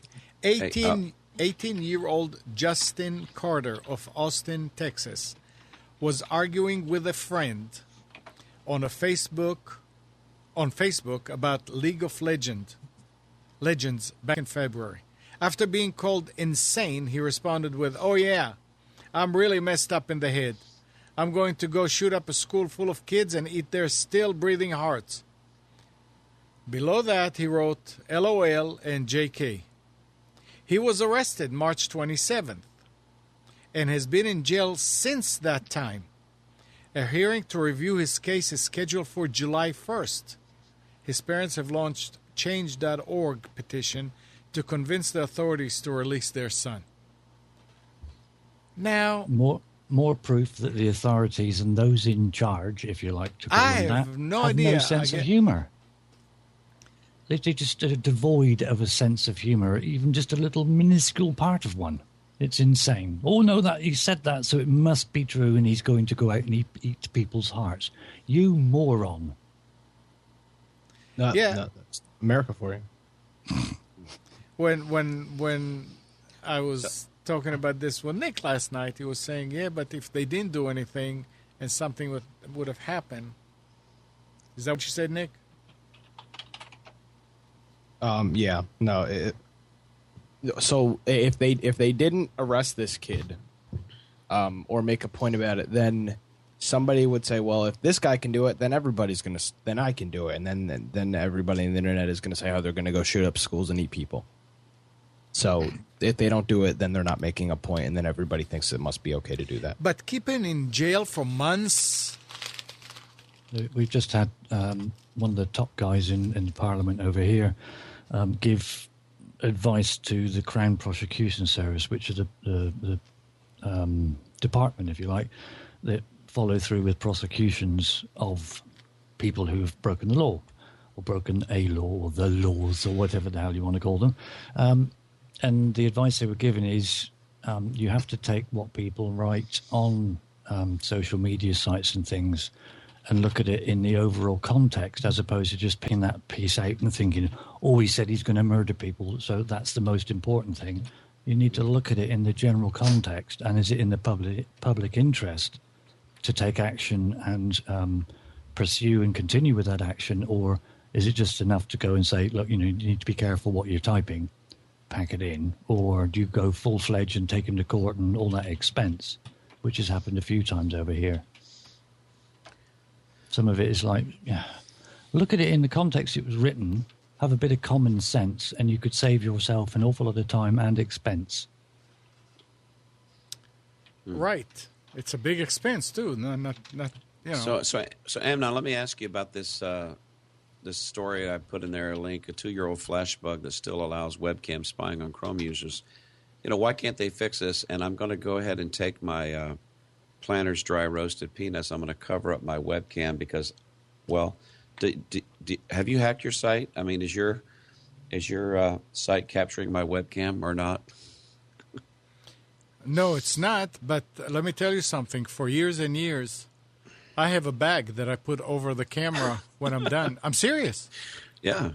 It serves two purposes. If somehow I forgot or something, or it keeps the dust off of the cam. Yeah. Now, if you have a laptop, I don't know what you're going to do. Tape. No. Actually, I do know. Why haven't they been able to fix this if it's been a 2-year-old bug around? Maybe they don't want to. Mm-hmm. Maybe somebody's using it. The what? Yeah, somebody's on it. Hey, Bruce, I want to, my phone, since I joined the call at, 10 o'clock or so? Right. Has lost 4% battery life, and I haven't been using it. Actually, 5% battery life. It just went from 44 to 43 to 42. So I have a dilemma as well. I'm going to call Amazon about it today. I have a Kindle Fire and a Kindle Fire HD. If I leave the Fire HD Wi-Fi on, it'll run the battery down, and don't use it, it'll run the battery down in 3 to 4 days. On the Kindle Fire, you can leave the Wi-Fi on, and it doesn't look like it's ever going to run down. Why the difference? Wonder if I've got some applications open in the background that are accessing the Wi-Fi. That's got to be what it is, because they're the same circuit. Well, I tell you, I have had great success ever since I heard somebody recommend and I installed Battery Doctor on my Android phone. It has prolonged my battery life, and especially that's important on days like today. Now, I'm keeping my phone hooked up to the charger because when I check out of the motel room, I'll pretty much be on battery until I get home late tonight around midnight to Lynchburg, Virginia, after some flying and so forth. I'll be actually leading my small group from Charlotte Douglas International Airport using the Zoom.us app on my phone. But Battery Doctor has been a good app for me for managing battery. It turns off a lot of those things, Mike, that you're referencing that may be pinging Wi-Fi. That's got to be what it is. You know, it's as soon as you know how that stuff goes. As soon as I said it, it occurred to me because when I go back and look, two things happen. One is that if I send something to my Kindle account and when I go get it, it's already downloaded, it's there. So it's online 24/7. But also, there are some things like Twitter and a couple of others that say you have some messages, things like that. So those things must be pinging as well. But I don't know how to turn off those applications. Maybe that's my question. You know, speaking about the Kindle, and of course I have the Kindle app on my Note 2. I was speaking this Wednesday, and I went into Microsoft Word, created myself a document with my notes, created a PDF file, and then mailed that to my Kindle address, which I think it's Bruce Turner _52. But instead of _52 at Kindle.com, I do at free.kindle.com. Put convert in the subject line. It converts that PDF file into a file my Kindle read. It sends it to my Kindle. I open up my Kindle app. I click on that PDF file, and I've got my speaking notes right there with me. So, works great. That's what I do. Yep. Do the same thing. In fact, I've even at my office, I have to do a lot of reading, and what I've gotten to and I get so tired of turning around. Look, I'm in a cubicle, and I turn around, look into the corner. I'm staring into the corner all the time because that's where my computer monitor is. So just as a break, I've started sending documents to my Kindle, pull it out, and I can at least turn my back to the monitor so that I'm facing the door and I can read, which that's another distraction. Or if I decide to get up and walk around, I can walk around. Or if it's particularly noisy that day, I'll read it. If I go to lunch by myself, I'll sit there and do my reading at lunchtime. And it's just a little variety is all. It's helpful. Yeah. I wasn't quite ready, though, to use my Note 2 for the wedding ceremony. I thought that would be a little too high-tech for such an event. But You'd so have good eyes. I have a nice leather portfolio, and I do an 8.5 by 11 landscape, front and back, page 1, 2, 3, 4 type thing. And nobody sees that, but I can see it. So.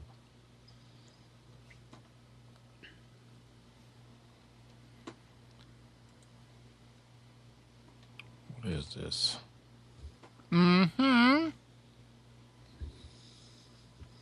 All right. I'm getting the...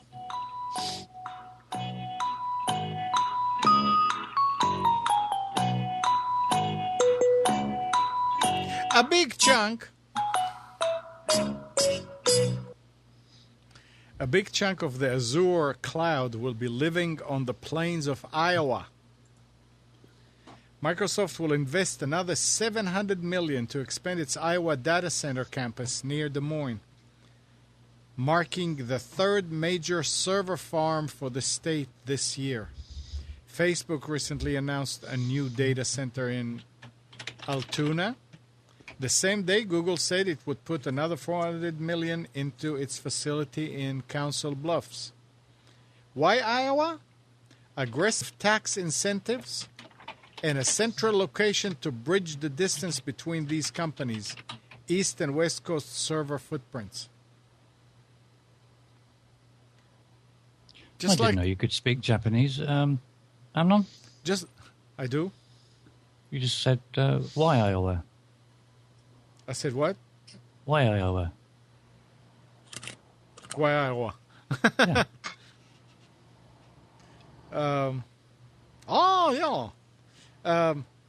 Why Iowa? Just like Wi-Fi. We said put it in the center of the house. There it is. They're putting the server farms in the center of the country.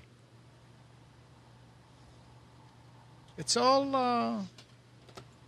They've been listening to us, and they're doing what we say. And for those that it won't reach because it's in the center of the country, Google are putting up loads of balloons. Yeah. Lucky us. What if we can shoot them down with pea shooters and what do you call them? I can't think what they're called now, but never mind them. Now, Gary, here's something for you, Mr. Conspiracy. Facebook has I think it's serious. Facebook has inadvertently exposed 6 million users' phone numbers and email addresses to unauthorized viewers over the last year. The company said last Friday. Facebook blamed the data leaks, which began in 2012, on a technical flaw in its huge archive of contact information collected from its 1.1 billion users worldwide. As a result of the problem, Facebook users who downloaded contact data for their list of friends obtained additional information that they were not supposed to have. Facebook's security team was alerted to the problem last week and fixed it within 24 hours. But Facebook did not publicly acknowledge the flaw until Friday afternoon, when it published a message on its blog explaining the situation. Why did it take a year? I don't know.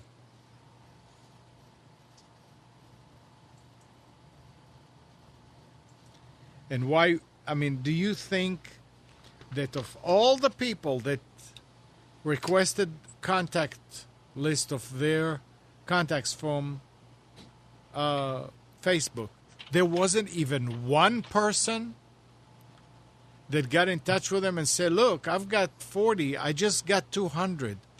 What's going on? Who are these people? I don't want their information. I don't know them.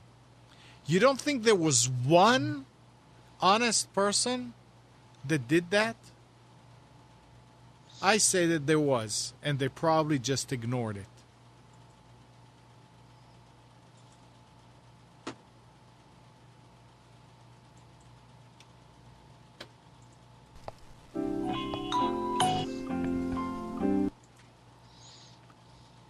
Yeah?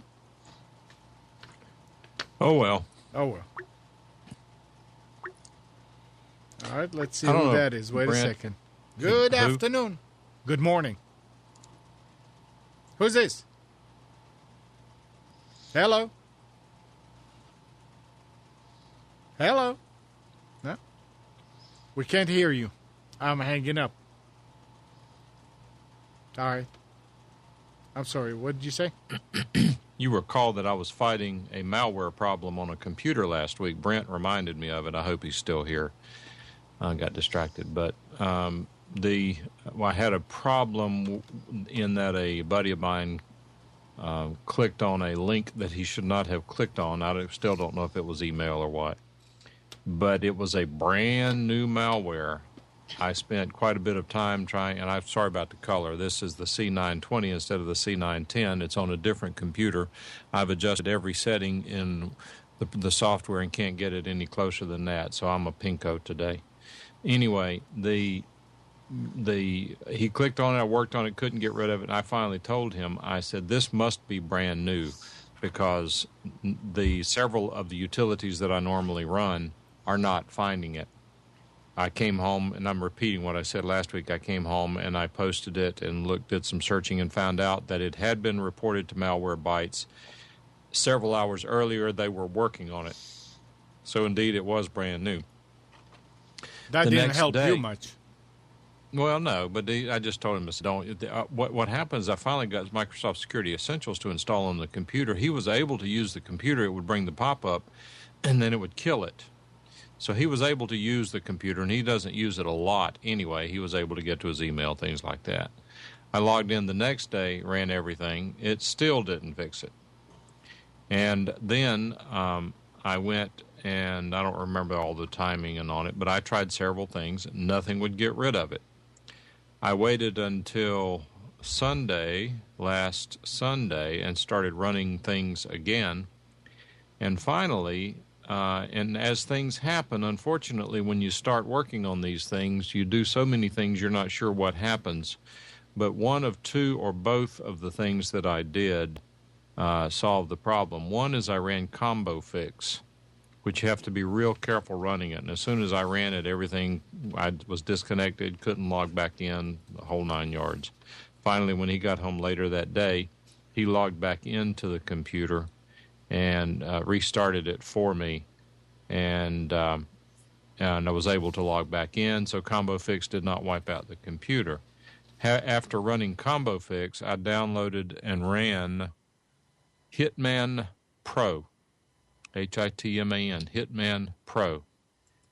It updated it, ran through, it found a bunch of stuff. I deleted it, rebooted the computer.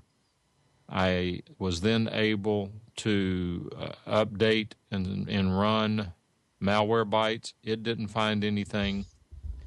I ran just a number of utilities. Everything appears to be clean. At that point, I assumed that everything was good to go. So the next day or day after that, I logged in, ran Hitman Pro again. Ran Malwarebytes again, and it found some little things here and there, nothing that looked to be serious. But I deleted that, of course, and ran Hitman Pro again. It didn't find anything. Well, what I did then was I used a purchased license for Malwarebytes so that it is now running resident on his system, and it updates. It's real time, which I think it has a facility in there that every time they update the database, it will go out and grab the update and run it. So it's going to be interesting to see how it goes forward and whether it's able to keep this junk off of his computer. It would not have helped to find on the previous situation because the virus definition did not exist in their database.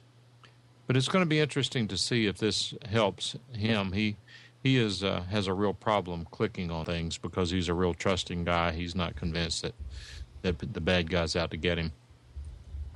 So we'll see how that goes. But at this point, the computer was clean. I haven't logged into it in a couple of days, but I thought I would log into it again, run a couple of scans just to see what's there.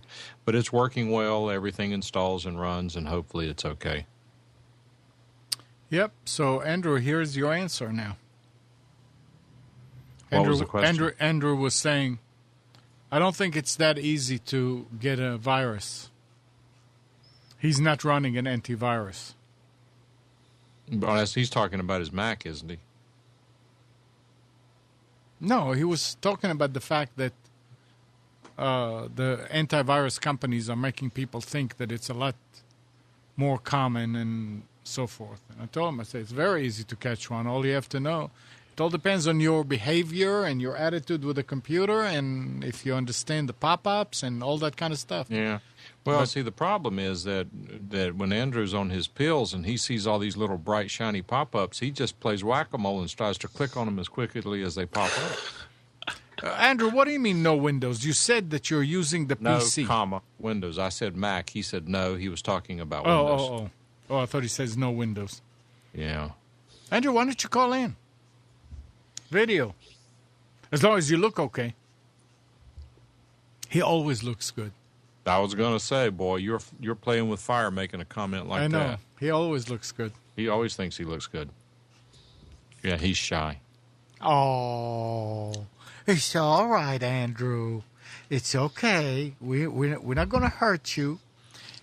You're a nice boy. We don't bite often. I wish he'd come in. I want to ask him who waxes his eyebrows. Oh, come on. Actually, Andrew showed us pictures this week. Did you see them? Yes. Of his No, I don't think I want to know this. teeth whitening. okay. Oh, there he is.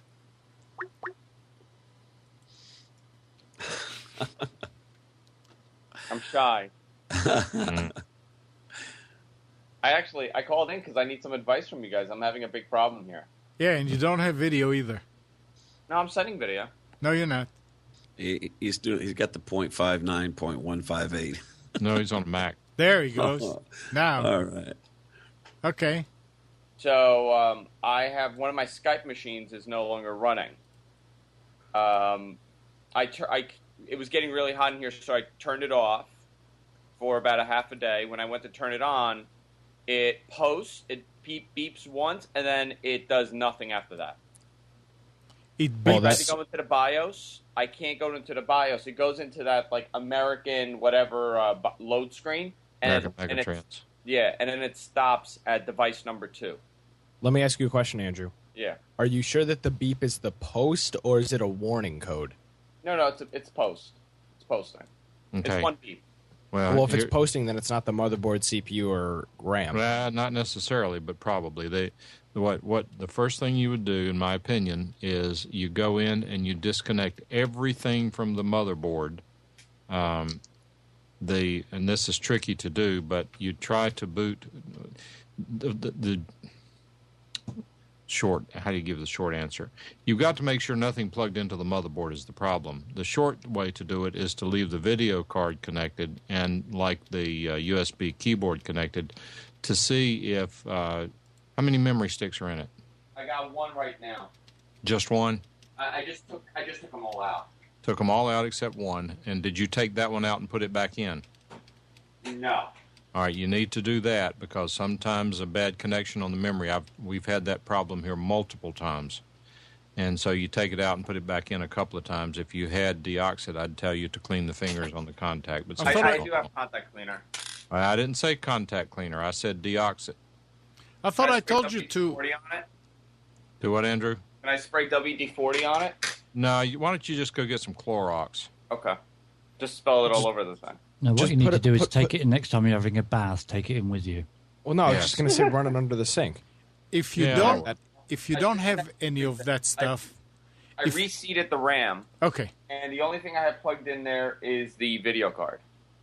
Okay. So is there onboard video? Yes, there is actually. Then you need to take the video card out. Okay, I'll do that. You have to take out as much as you possibly can. You have to disconnect the hard drives, particularly, and try to boot to a CD or DVD with just the onboard video, just one RAM module, and just the CD or DVD drive if it has one. Because the interesting thing is that Keyboard. even when I disconnected the hard drive, I didn't get to like a message saying like your hard drive, there's no hard drive, there's no OS. It just locks up at, device 2, whatever device number 2 is. Okay. You can or cannot get into BIOS. I can't. Like if I hit BIOS, it'll try to go into BIOS and it won't go into BIOS. Okay. What you're going to have to do once you get through testing it with nothing connected, and by the way, take out that if that doesn't help, take out that memory module, put one of the others in just in case that memory module is bad. Okay. Now, if that doesn't work, once you are at your rope's end, you're going to need to take the CMOS battery out. Okay. When you take the CMOS, go through the motherboard instructions for resetting the CMOS, and then put the battery back in. Then when you boot the computer, if you still can't get into BIOS, you probably got a hosed motherboard.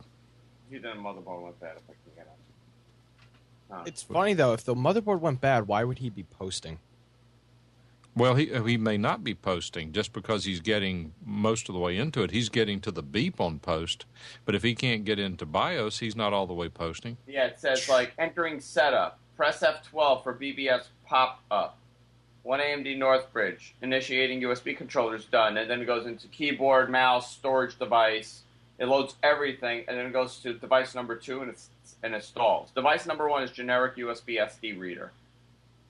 What's 2? So device... It doesn't say what 2 is. CD drive might be. If the other one's the device reader, it might be the CD drive. Try disconnecting that. Yeah, you got to have the video card. You should have everything disconnected from it except the video. Well, you can't just take out the video card, so you should have just the one memory module, no mouse, no keyboard, no nothing, just to see if you can get it to get into the BIOS. Okay, so I swapped out the memory. Mm-hmm. Still doing it. Different memory. All right, so that tells you that it's not the memory problem. And the weird thing is that it was fine until I turned it off. Well, that's when things break, is when you power them on. Yeah. That's why a lot of professional studios leave their equipment on 24/7 because turning it off and on does more damage than leaving it on all the time. I mean, do you think it's the motherboard that's hosed? Well, at this point it is, but remember that the motherboard is controlled by the BIOS. If it scrambled the BIOS somehow, let me back up and tell you what happened to me. Mm-hmm. I got a new to me computer from, I like these Lenovo desktop computers. I buy them all the time. I got one that was new to me from my local rebuilder, itexchange.com, itexchange.com. When I got it home, the USB port would not go into high speed. I noticed that it was things when I was trying to set it up, it would not work. It would not go into high speed. I went through everything in the BIOS. I did everything. I reinstalled Windows. I did everything I could. And finally, I took it back over to them, and I said, there's something wrong here. I can't get the USB 2.0 into 2.0 high-speed mode. Their moron in the repair department went through it, and there was a fairly well-known setting for turning off the warning that USB 2.0 was not high-speed. Okay. So he turned it off and brought it back. I brought it back, and sure enough, it was not in the high-speed mode. Went on to Lenovo's forum, posting the problem, asked around, nobody knew. Finally, this old codger came in and said, I'm going to tell you how to fix this problem, and you're not going to agree with it, you're not going to want to do it, but go ahead and do it anyway and tell me what happens. I went into the BIOS, reset it to the default factory settings, what is it, F12 or something like, or F10 or something? Yeah. No, F10 is saved, but one at F9 is reset to optimum settings or something like that. And what it does is it goes to the firmware and reloads it into the volatile memory that's backed up by the battery. I reloaded it, and it's been working perfectly ever since. There was no visible way of knowing that that's what the problem was. It was only by the effect. So if you get it stripped down to the very minimum on the motherboard, and the motherboard is still not doing what it should do. I mean, look what are you looking at? The PCI bus on a computer is in parallel. Any one device that has failed on that bus can cause the entire computer to fail because it's in parallel. Yeah. It's not segregated. And the idea is to get anything off the bus that could be causing the problem. Once you have done that, if it's still messing up, then you're down to really two choices. Either you got a corrupt BIOS on it, which you should be able to fix by wiping out the BIOS and reloading it, or you've got a bad motherboard. Wipe it out by what? Taking the CMOS out? Well, I always go back to the manual because there is usually a way. You may not even have to take the battery out. There may be a way of moving jumpers. But on some of these, you have to power them up, move the jumper from one pin to the second pin. On others, all you have to do is remove the jumper. On others, you have to power the computer up with the jumper off and then put it in place. Okay. Go to the manual for the motherboard and look for where it says resetting the CMOS. With resetting my CMOS, I just touched the two pins together with a screwdriver. Andrew loves doing that. I'm gonna go get a hammer and just hammer this thing. Yep, and that's the third option though. Make sure you've done 1 and 2 before you do number 3. I wouldn't recommend going in with the screwdriver unless you know absolutely what you're doing. Well, yeah, when he goes to get the screwdriver, he has no intentions of fixing it. Oh, on my motherboard, there's 2 pins labeled at the back of the motherboard, and they reference something about CMOS. Actually, you want to hear something interesting? This video card on this thing is so hot, and it was only powered on for about 30 seconds. It's like on fire. I would say it's probably a heatsink then. In that case, either your fan's not working right, the heatsink hasn't got any... Is the fan... Can you spin the fan on the video card? Yeah, it spins. Is it free? What? No. It's spinning well, and then I looked at this thing, and the thermal piece is all dried up. Yeah, that's what I say. The thermal paste quite often will dry up on things that continually getting hot. Like it's really dried up. Dry crusty, and therefore they're not transferring their thermal heat. So get some Arctic silver, which is very, very, very good, but it's a little bit expensive, but well worth it in my humble opinion. Silver. I'm not going to use it on this, but I'm going to put it on the. I'm going to put it on this thing a little bit.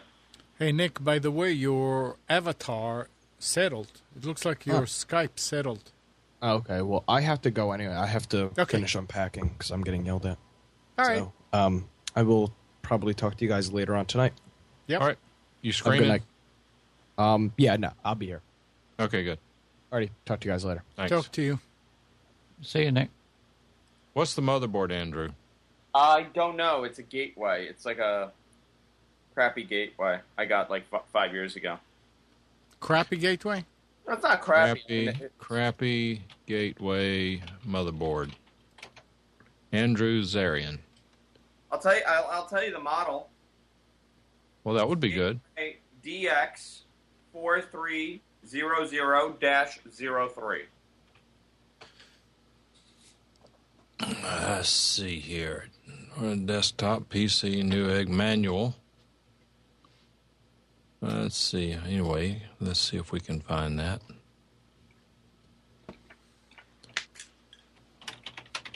I got thermal paste on my fingers. Can I look it off? Yes. Okay. Only if you'd like to die. There's a pill for that. Thermal paste pills? I want that. Apparently you can get some cream for it. Mike, actually, you want to hear a funny story? Sure. So last night, Jessica and I went to a friend's comedy club in the city. It's called The Stand, and we went to go see this comic, Danny LaBelle. He's a good friend of mine, and his career is exploding.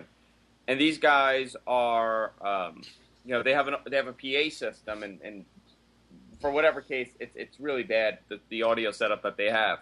The owner, this guy named Kevin, came up to me, and he goes, "Hey, listen, Danny told me to get in touch with you and to contact somebody named Mike Phillips for some audio advice."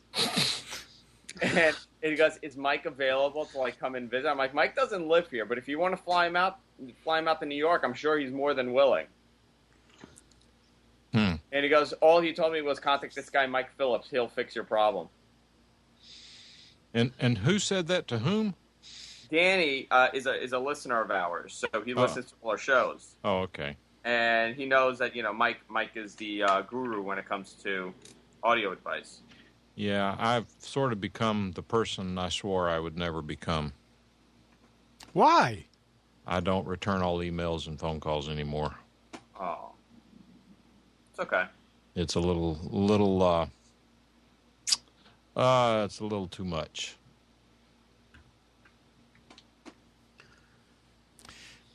I knew we're missing something. We didn't have specials. Sorry, Steve. Well, I think Andrew coming in is pretty special. Oh, thank you. Yeah. Oh, good. Andrew, how much did you pay for that microphone? Which microphone? I don't know, the one you're using. That piece of junk you bought with all the spots in the windscreen. Oh, you're talking about the Neumann? Yes. How far are you from it? Oh, I'm not on that. I'm on my laptop. Oh, okay. Okay. Well, The that's no problem with my excuse, I'm setup is afraid. that I can't turn it off from the feed. So if I call, I'll be on the air. All right. So right now, Brent is I'm asking, are there any reseating caps? the thermal paste on this video card. I've never done that before, actually. I've never put thermal paste on a video card. It should be an annual thing. You were saying, Steve. I was going to say that Andrew Brent in the chat room is saying any caps on the motherboard that are bubbled at the top. I looked at that. That's actually a really good thing. I looked at that, and I don't see any of the capacitors have popped yet. Because that's an easy fix. I could just solder on a capacitor. No, it's not an easy fix. Oh, I am the capacitor. Oh my God. I took my TV apart, and I put on new capacitors. I had 12 capacitors that were popped, and I put on new capacitors, and it's perfect. Yeah, and your computer has a 6-layer circuit board. Your TV has a 2-layer circuit board. No, it's the same exact type of motherboard. Okay, Andrew. Okay. I'm an expert in this. I don't Okay. want to castigate you. Okay. You have a computer that has ISA slots? No, it's not ISA. You think You need it's to throw difficult to this- solder onto a motherboard? Why is that, Mike? Explain it. Say again? Why is it difficult to solder onto a computer's motherboard?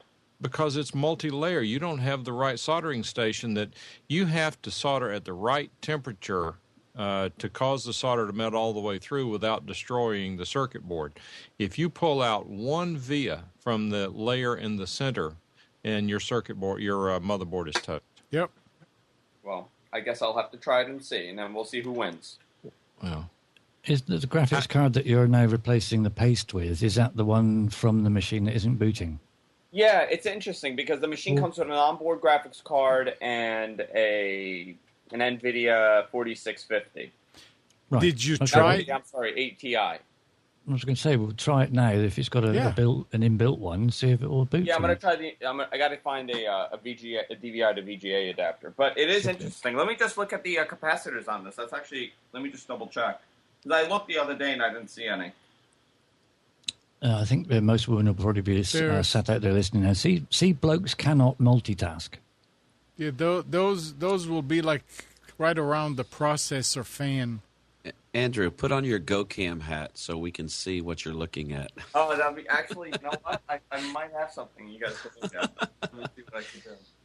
Now everything is matted. No, I don't see any pops or anything. hi, everyone. My buddy gave me his Gateway DX 4300-03 about 4 months ago because it stopped working on him, and I've been trying to fix it.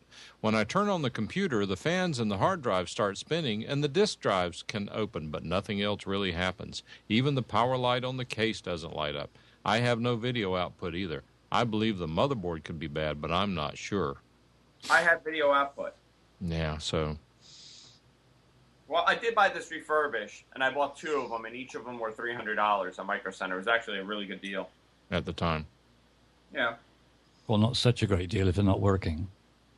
Yeah, I mean, 5 years.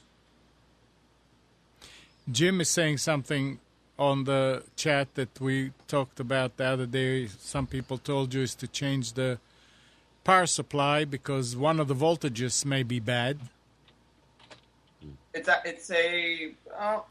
a brand new power supply I put in here about a year ago. That's meaningless. Don't you have one laying around? All you have to do is just plug it in. I do. You don't have to mount it in there. I don't believe that a bad power supply would cause it to boot to a certain point in the BIOS. It doesn't boot to a certain point. It does, too. Oh, it does. Only the BIOS come up. No. He Not the BIOS. Only the post comes up. No, it goes. He said it tries to boot into device 2. No. It only goes into post. So, let me give you an example. If I hit F12 to go into boot priorities, to kind of select what I want to boot in, it won't go into that. It'll just stay on the screen. It just shows the screen that comes up like that you can click something to get into the BIOS. It doesn't go farther than that. And that could work with the 5 volts because it's all logic. The jumper for the CMOS controller, Mike. Okay. What should I do with it? Hey, I don't gentlemen, know. Manual. check out at the motel here is noon, so I'm going to drop out so I can shut down my laptop, slide it into my carry-on bag, and slide out. Slide out, yeah. So, but I'm not going to Slidell. Don't slither out. Just slide out. Yeah. In style. All right. Take care. All right. You see too. You, Bruce. See you, Bruce. Have a great week, Bruce. Have a safe trip. We'll do it. Hold on. I'm looking, Andrew. By the way, with regard to your soldering skills, yes. How'd that work out on your MacBook Pro with the Russians? I didn't do the soldering. They stole it. I wish I had done the soldering. Mm-hmm. The Russians stole my laptop. It's okay. I'll steal from them. All righty, let's see what we got here. I had my DX 4300 for a little more than a year, and now it seems I have motherboard problems.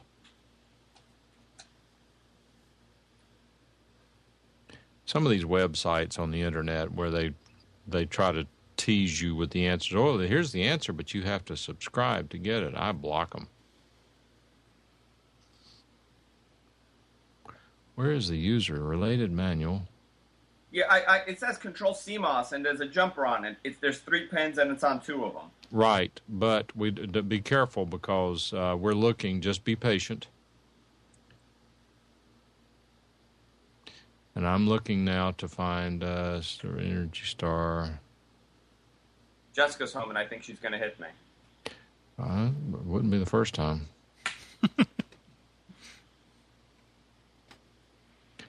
Let's see, 2 or more gateway.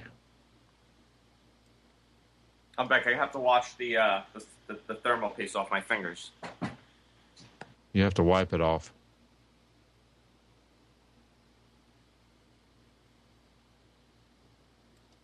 I hate trying to find manuals for things. Every time I buy something, when it's new and available, I go to the website, find the manual, and download it and put it on my home server.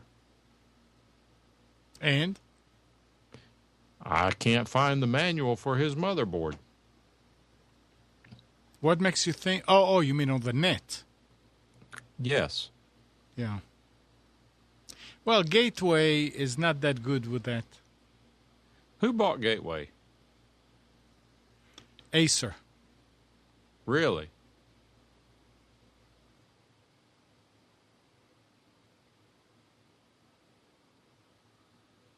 Yup. User guide, gateway starter guide, setup guide, 2 pages, 2 pages. That's not going to be it. Here's a user guide. Let's see here, a user guide. 132 pages, download. Now let's see what... We were talking about malware a while ago, and what happens a lot of times based on what I have observed. Your download will begin setup.exe. Do I want to download a document that says setup.exe? I don't think so. No. Gee, but just think about how many people do that. All they want to do is read the manual.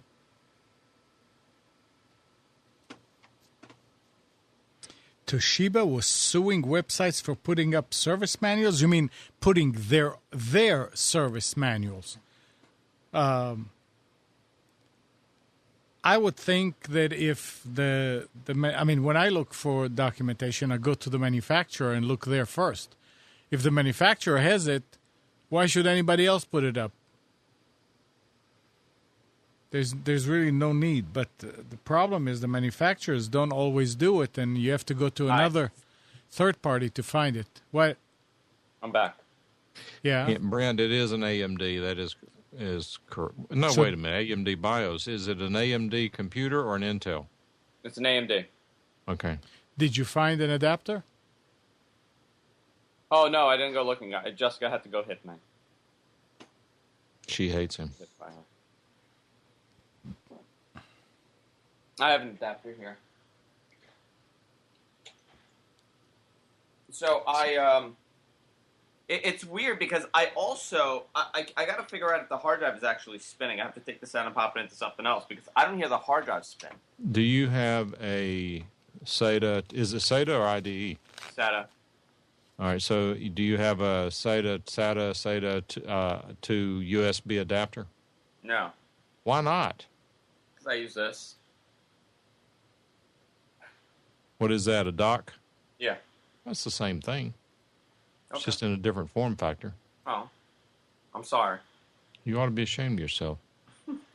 Did we find out about the jumper? No, we're looking. Oh, Mike. Don't blame me. I'm not the one who has all this old rundown, dilapidated crap that I'm trying to make a living with. Let me get the adapter.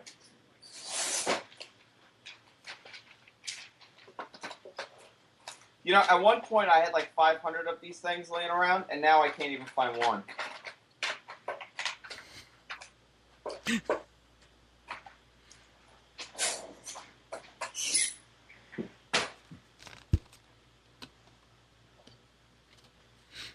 And here, to download the manual, they want, what is your email address? Yeah. How likely are you to recommend? Not likely at all. Type the numbers below. 85838. Download now. Congratulations. You have been selected to win. Wow, it actually is going to download the manual. You see, Mike, did you put your email there? Of course not. Okay. Okay, found one. See, that's when you put... Mailinator2.com. Well, you could, but I would put Amnon-Gateway. And then if I get any spam and I see who it was sent to, and if it's got Amnon-Gateway, I know they're selling it. And I can block it. Yeah, but not all of us has access to it. Everybody has that. Everybody has access to that. Yeah, here, everybody, you try and send yourself a message. Put your email address, if your email address is xyz@gmail.com or anywhere. Let's see. Then I found the manual. Put the email as xyz-something else at gmail or whatever.com and see if you get that email. Who just called in?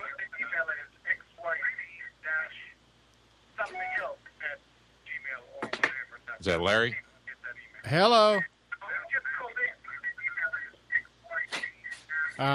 It's just a lot of echo, so I'm he's listening off the air, I believe.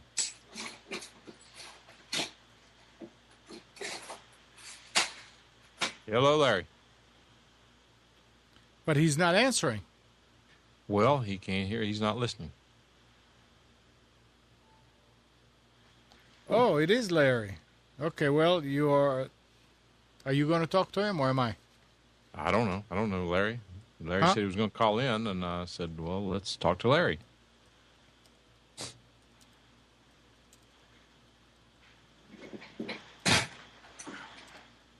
If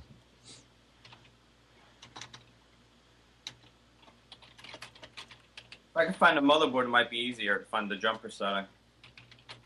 Well, the jumper setting is temporary. Is the jumper between two of the pins on it right now?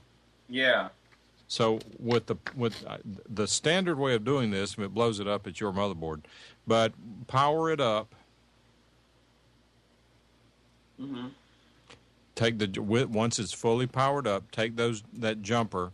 If it's on pins 1 and 2, move it to 2 and 3, then move it back to 1 and 2, and then shut the computer down and restart it.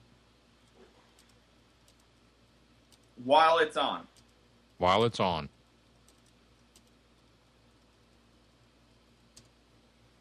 A large number of motherboards, that's the reset procedure, including Intel motherboards. So if it's different there, I don't know.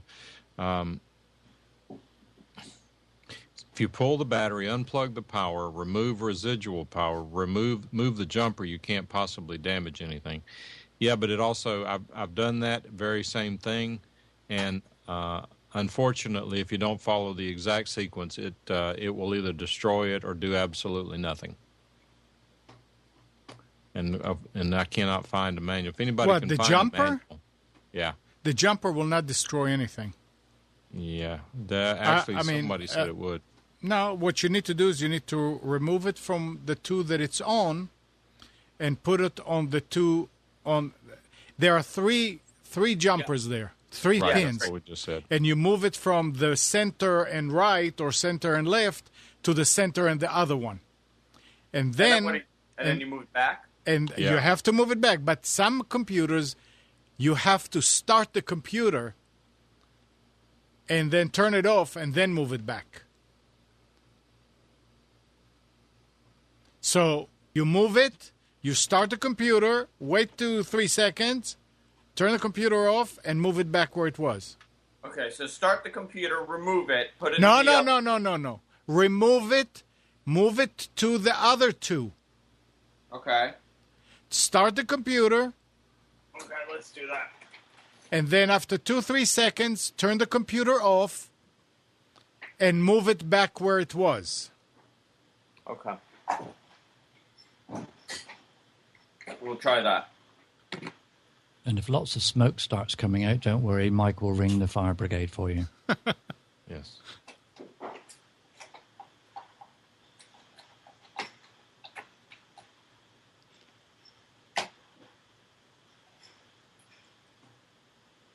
Okay, so I moved the jumper. Right.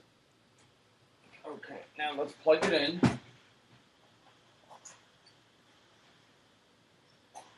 You still should have nothing connected but the video card. Yep, that's it. I mean, not even the video card, but I mean the video plugged into the onboard card. Mm-hmm. Okay, powering on.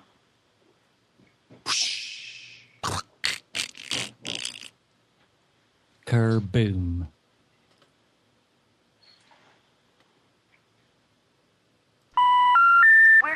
I powered on. Wait how long? Till it posts? That's it. Turn it off. It should post. Oh, do you have the jumper moved? Yeah. Oh, turn it off. Turn it off and then move it back where it was. It won't turn on with the jumper there. That's probably okay. That's fine. Unplug it. Okay. And then put the jumper where it was. Put the jumper back where it's supposed to be. Correct. Yeah. And before you plug the power cable back in, mash the power button and see if the fans run for just a fraction of a second. Before I put the power back. Technical term you're looking for Before you is put the power back. Okay. blip.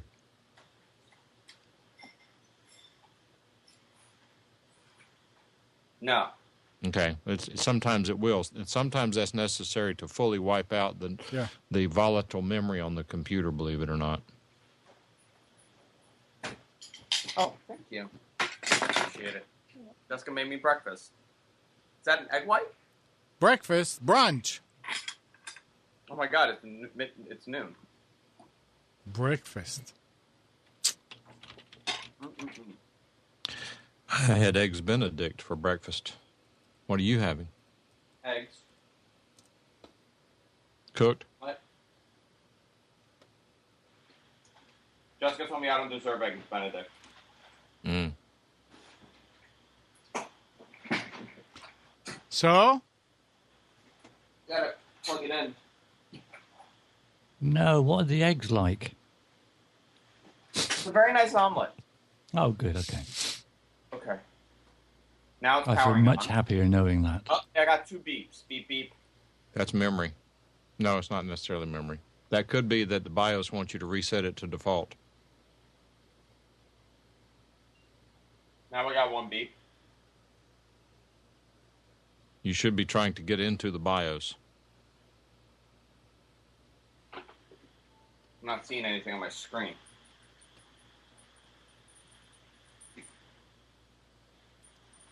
Is the beep a dot or a dash? What, Steve? I said, is it the a long beep or a short? dot It was or short. a dash? Yeah.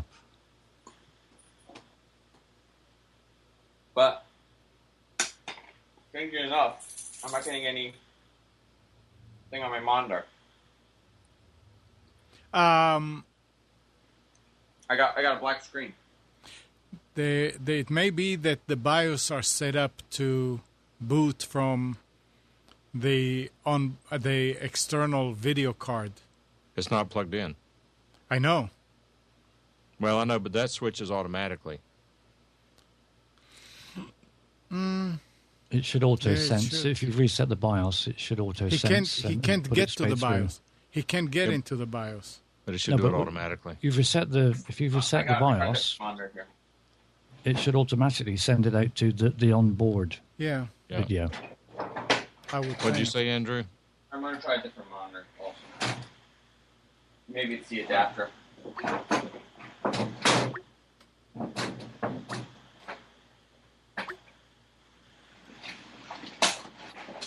Hello, Larry. Larry? I think he's on an assistive device.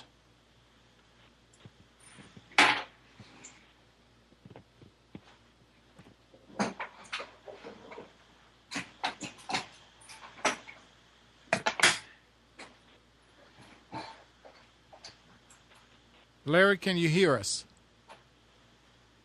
Hawaii. Good.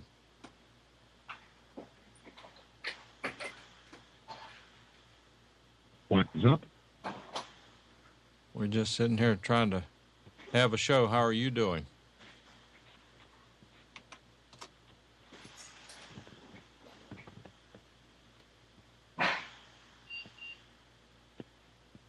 Two beeps. The same beep? Yep. Clear CMOS jumper is M. I am fine. Unfortunately now, I got a black screen. With the video card in there? Yes, I tried both. Are you using a VGA to a DVI adapter? No adapter. Okay. Here's what I want you to try. Go back to that CMOS jumper with the power on. Did you do it with the power on or off last time? Off. All right. With the power on, I want you to go take that jumper. If it's on 1 and 2. The RAM wasn't seated right. I'm reseating the RAM just in case. Okay. With the power off, I'm sure.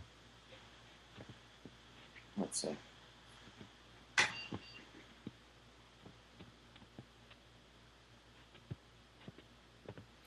You know what, Mike? Wait a second. Okay, hold on. I gotta hit something. Okay, now it's booting the gateway screen. Where's the keyboard?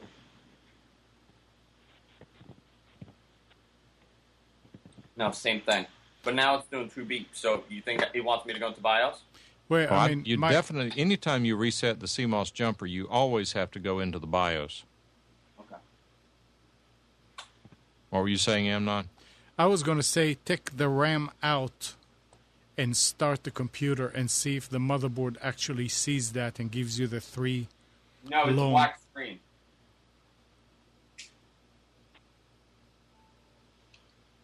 Can you get into the BIOS? I'm gonna try. Just to let you know, Andrew, your eggs are going cold. I know. And we're getting ready to wind up here anyway, so maybe we can continue this later. Yeah, I'll let you guys go, and I'll play with this. I don't want to hijack the show. I'm trying to find it. Brent posted a link to what appears to be the motherboard. There is a clickable link on here for clearing the CMOS. And when I click on it, it's waiting for support.gateway.com. I can't get the link to open up. Yeah, this is the motherboard. This is it. Well, thanks, Brent. Do one more thing. Turn it off. Yeah. Mm-hmm. Yes. Take the RAM out. Totally take it out. No RAM at all. No RAM at all. Okay. Turn it back on. Yeah. There's a direct link to that page you're looking for, Mike. It's going to self-destruct. What is it doing? Beep!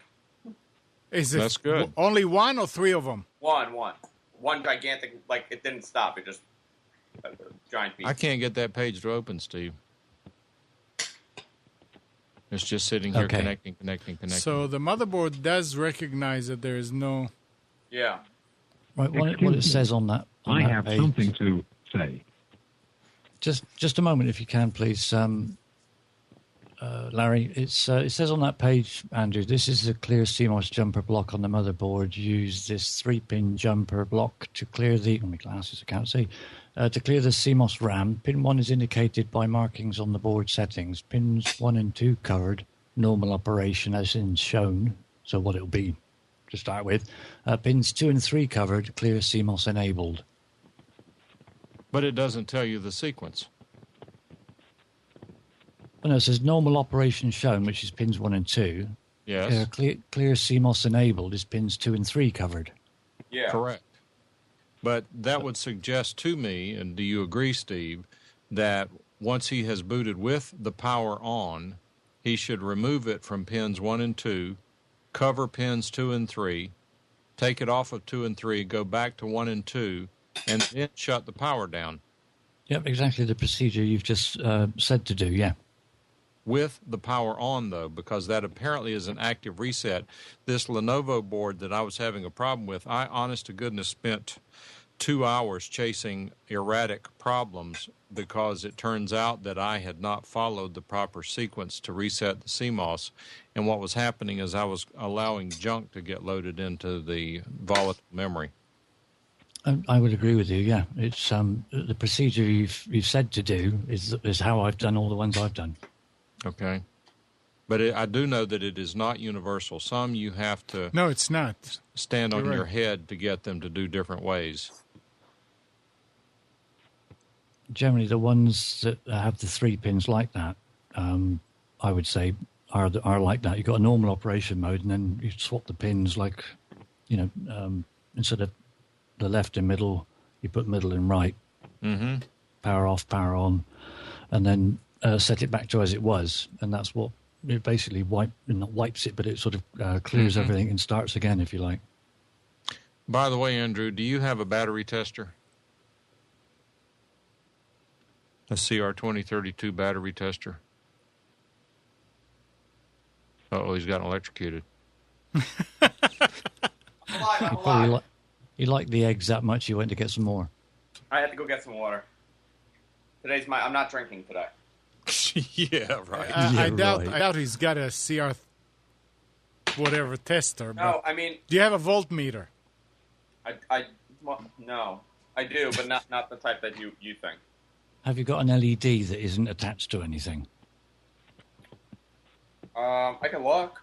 Hang on one second, guys. One second. All right. Just so that anyone's still listening, Radio Shack has a $14 battery tester that is actually quite good. And it's Radio Shack, but it actually works quite well. My last one lasted me about 20 years. I just had to replace it because it wore out. But it has a little place on it to test these batteries. And the if you've got a computer that's over 2 years old, depending on the design of the computer, it's highly likely that this battery is bad.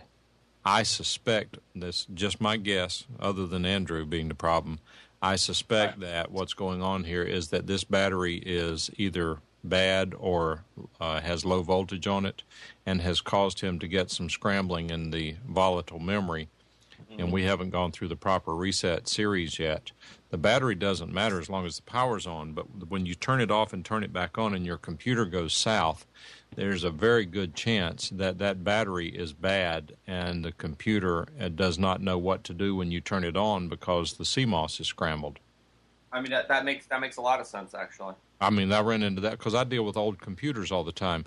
I bought these CR2032 batteries. They're at your local store for $4 a piece. I get them for 25 cents a piece at DigiKey, and they're Panasonic batteries. I have a question. How do I get the battery out? Well, you just use a hammer. Okay. You need a small screwdriver normally, and Preferably plastic. and you'll see that there's one side that has those two springy-like connectors that is pushing the battery, and the other side has an actual slot. Yeah. So stick the screwdriver on the slot part, push it toward the edge with the spring in it, and it'll pop out. I mean, it'll just jump out. Is the power off? No, I'm going to stick my finger in it. I was going to say, make sure the power's off before, in case you slip with a screwdriver. If you don't bite your fingernails, you can do it with your little fingernail. So the place that has that little spring. Well, here's the problem. Yeah. We're looking at a picture that has one style of battery socket on it. In production, it's not always the same socket. Right. So what we're telling you may not be the same. But if you will look in there, like the one we're looking at, has two little plastic tabs on the back side of the battery. This has 4 tabs. Well, if it's 4 tabs, you just have to look and see that you don't break a tab pulling the battery out. It should have a little spring-loaded clip on it that when you pull that clip back, the battery pops out. No. And the power should be off because they often pop out and land across semiconductors. Right. No, the power is off. I'm pushing the clip, but there's nothing happening. And of course, you have got an anti-static wrist strap on, haven't you? No, get out of here. Take all the fun out of life. Mike, don't you have an old motherboard or something with a battery over there? I don't. Oh, yeah. Well, take it out and Good come. point. I mean, I've taken these things out. It's far easier on other motherboards. Like this is a pain in the ass. Well, it's not a pain in the ass if you know what you're doing. And you don't. But if you take a look, Mike is going to show you what he's talking No, about. I'm going to illustrate what I was saying, that they're not all the same. Yeah. This battery. Closer, Mike, closer. To the left, to the left. Yep, to the left. Is that what it looks like, Andrew?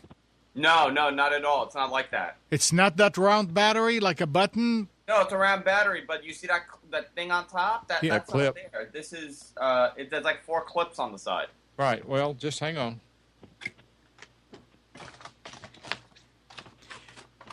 I mean, if you look at it, it's in a plastic socket, right? Yeah. Is there, and look at the circumference of that plastic. Yeah. Is there a place that has like a eighth of an inch cutout in it? On the sides, left and right. Yeah. Well, anywhere. Never mind left and right. Got it. I got it out. Okay. Got it out. Hey, Bruce. What's up, Bruce? I'm going to try to replace it with another one. It'd be nice to know if the replacement is good. It should be.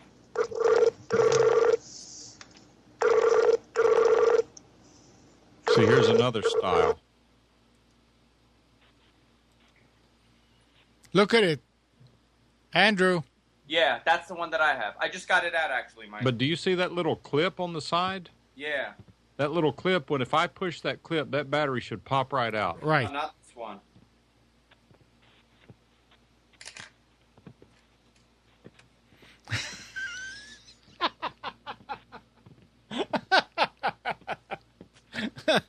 Mike, are you reading? What do you do? I didn't see it. If it's a pain in your ass, you're looking at the wrong hole. I may be looking in the wrong hole. That might be my problem all along. I need to remember that.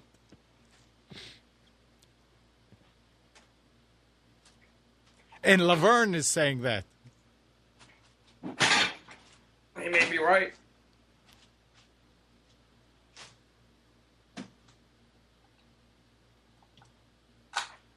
Okay, got the new one in.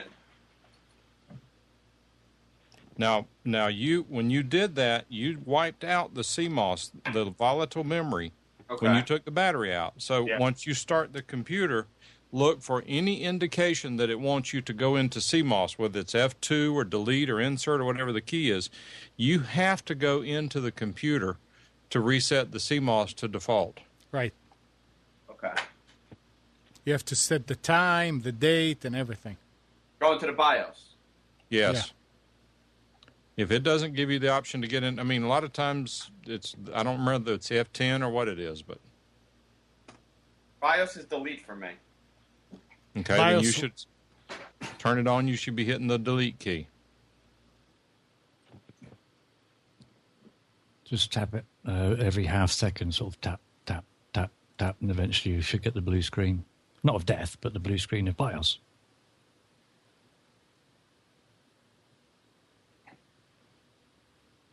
Come on, the suspense is killing us, for goodness sake. Yeah, come on. Turn it on. Turning it on. Hold on. Okay. 2 beeps. 2 beeps. Well. Beep. But that usually means that you got to reset the BIOS. If I can get into BIOS. 1 beep post. Same stupid screen. This is the screen that I get to. What's at the bottom? Device number 2, : That's it. Are you pressing delete when you're I haven't seen you pressing it the whole time. I'm pounding on delete. Before you saw that screen. Yeah. Wait, but as soon as it started. As soon as you turned it on. Yeah. No, now it's too late. No. I hit it, but this is where it locks up. Device number 2. Right, but you should be, I'm thinking, Gary says it's F8. So shut the power down. Mm-hmm. F8 is normally safe mode. I've never heard of it being BIOS, but Gary would never lead you wrong When I intentionally. start, I mean, I never heard 8, 1, No, 2, F8. or delete. And when I start the computer that I want to go into, and I'm not, I just do F1, F2, delete, F1, F2, delete, F1, F2, delete, Like, F1, boom, F2, boom, boom, delete. boom, boom, boom, boom, boom, Yeah. boom. F1, F2, delete. Try that, Andrew, just as a matter of curiosity. F1, F2, delete. Yep. F1, F2, delete, F1, F2, delete. To enter BIOS, hit delete. Okay. Yeah, that's definitely the one. Then. I don't Just- see you hitting just the tap delete. It, tap it, tap it. Oh, you're trying the F8. No, I'm Which trying delete are you trying? The one on the numeric keypad or the other delete? No, the main delete. Okay, try the one on the numeric keypad. I've had it that some computers Now I got a only black screen. recognise that as the delete button and not the one See, this partway is in. now I got a black screen. Now you have a black. Yeah, I was going to say, that's way too long. All right, now with the power on, Andrew, Mm-hmm. go back to that clear CMOS jumper. Okay, pull it out. Put it out, put it on the other 2 pins, and then put it back. Okay, did that. And shut the power down. And then restart it.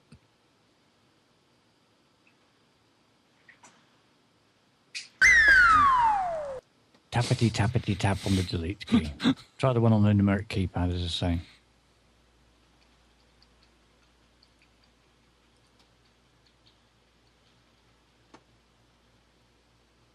I've never heard about F8 to. No, device number 2, same screen. All right, now restart. Wait. Do Control Alt Delete. No, won't do it. Won't do It's anything. locked up. It's locked up, isn't it? What, Is what this- have you actually got connected to the SATA and the IDE connectors, if there are any? There's only the hard drive connected to the setup. What?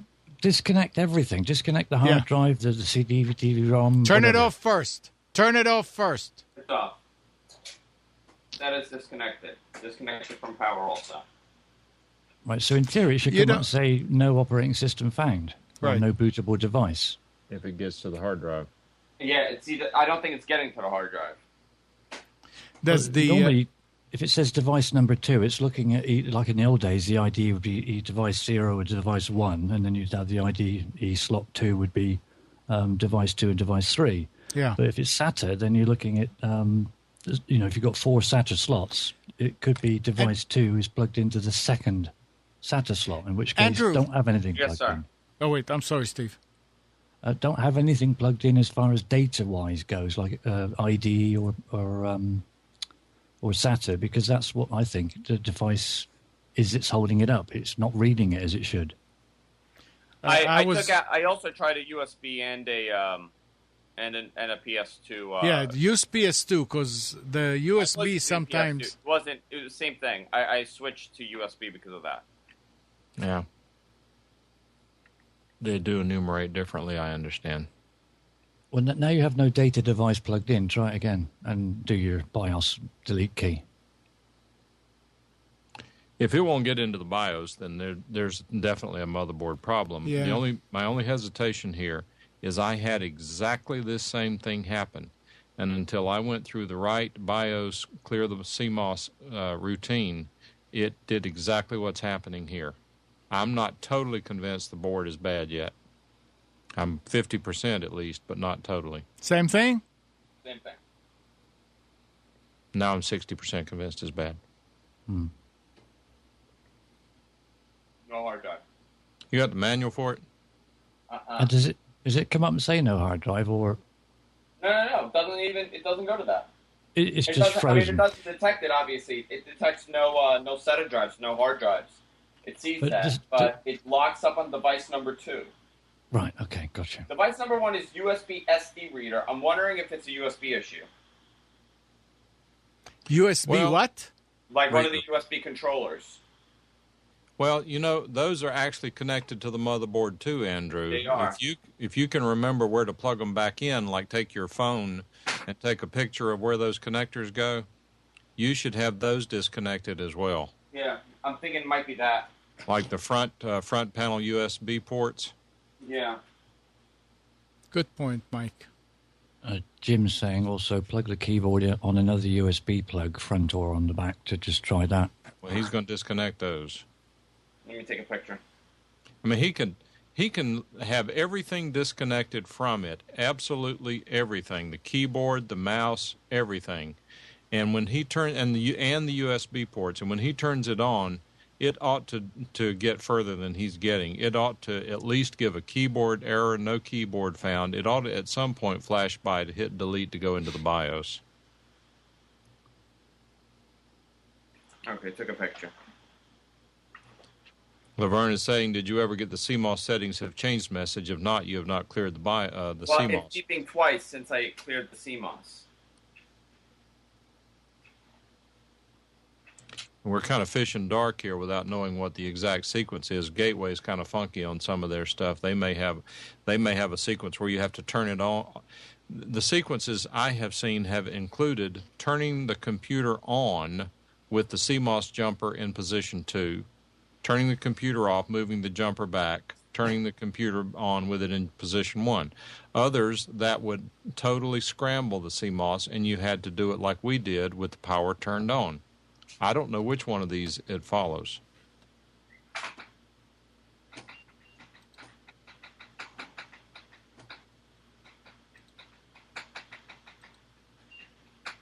So it can't tell me device number 2 is not loading. Hold on. CMOS settings. All right. Son of a gun. That's what I think it's the front panel. All right, you want to find the one that's reset? Press F2 to load default values and continue. Bingo. Yeah, Which one? that's the one. F2. Yeah, but he doesn't have the hard drive connected. No, but I don't care. At least reset the default settings. Reboot and reinstall the device.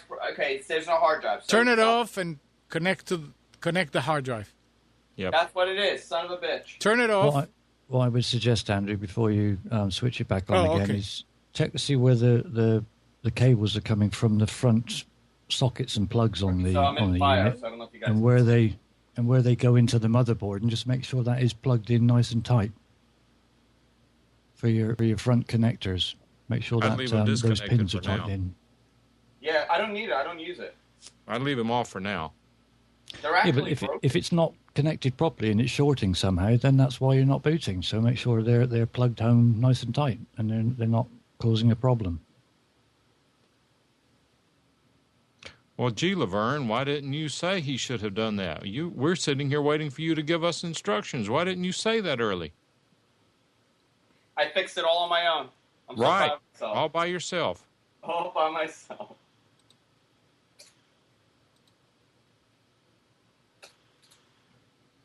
You know, it actually hit me when we were talking about USB. When I forgot who brought up USB, and then I said, you know what? Maybe it's that front panel because I've seen it do that.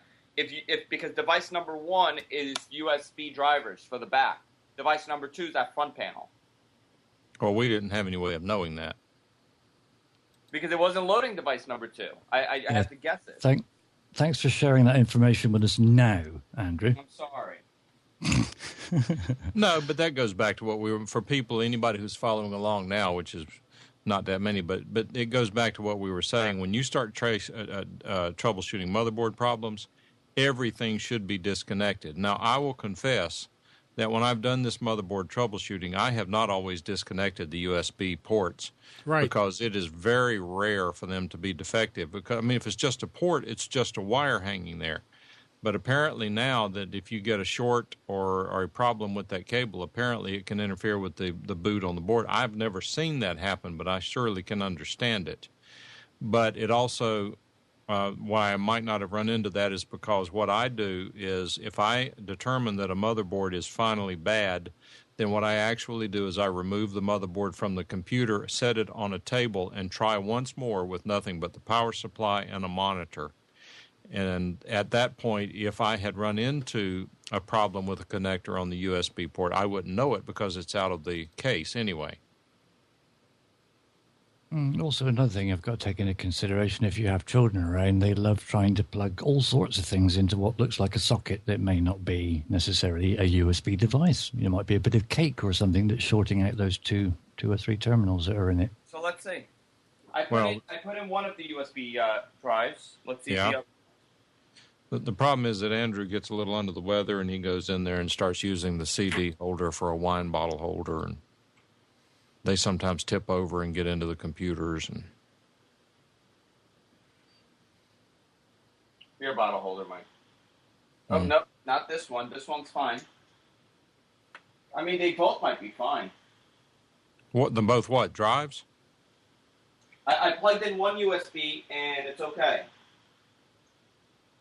I don't know why you're wasting time on that. You need to plug in a drive and see if the computer's going to boot. No, computer's booting. Oh, okay. I'm trying to determine which USB is bad.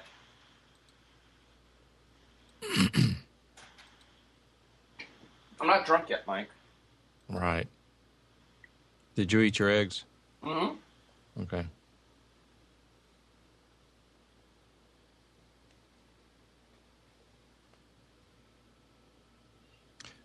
Strangely enough, motherboard failures are just not that common. It's amazing how often how long they last and how So they're both infrequently working now. They're both working. Yeah. So it's probably what Steve said. You had a bad connection. You may have even had, well, no, it wouldn't have been the case. It just sounds like it could have been a bad connection, which makes Especially no sense to me whatsoever. What I was going to say is if the video card has been getting really hot, very, very hot and then going down to cool, it causes movement, doesn't it? So if your connectors for the front interface are fairly close to where that excessive heat was coming, it may have caused the thing to rise up on the pins slightly, which would then, you only need a fraction for it not to connect absolutely perfectly, and that's enough to mess it all up. So we fixed it. Yay! Well Mike, done, you're my everybody. hero. Chat room is my hero. I'll start singing if you want. Say please it, don't. You were my hero. Say we can help anyone. Even me, the hopeless.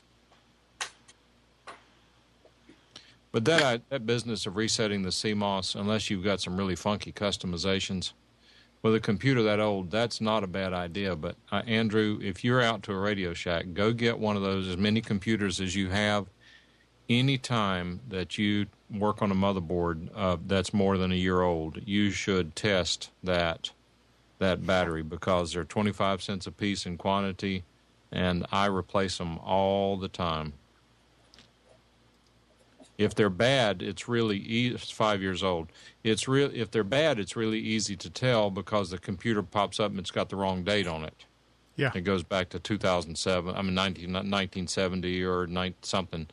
If it's going bad, it scrambles, allows the CMOS to get scrambled, and it becomes very difficult to troubleshoot.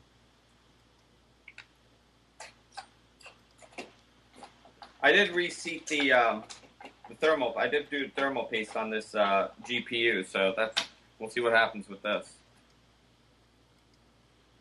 And then, again, every time, Gary, you say they should last 5 years. The numbers I've seen are 4 years, and that's generally true. I've observed that they do, in fact, last 4 years most of the time, but I actually had a motherboard that obviously had a problem in the power circuit, and it would kill the battery in 90 days. With the computer staying powered up, it would still kill the battery. Yep. It had some sort of load on the battery and a problem in the charging circuit. So you never know. It's really easy to check, and that's what I do.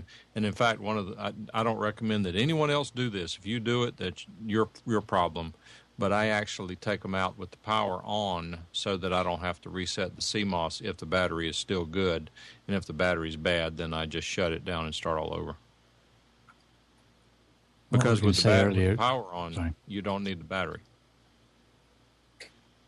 What I was going to say earlier, if you had an LED that wasn't attached to anything, you've got one short leg and one long leg on an LED. Just put that onto one of those 2032 batteries, and if it lights up, the battery's okay. Mm-hmm. Well, you know that it's got some power in it, but apparently these things work until the voltage is way low, because I've had some that didn't exhibit symptoms until they were showing like 25 or 30% voltage on them. I mean, way low, as opposed to remote controls. once they're down 20%, these remote controls lose range and don't work well.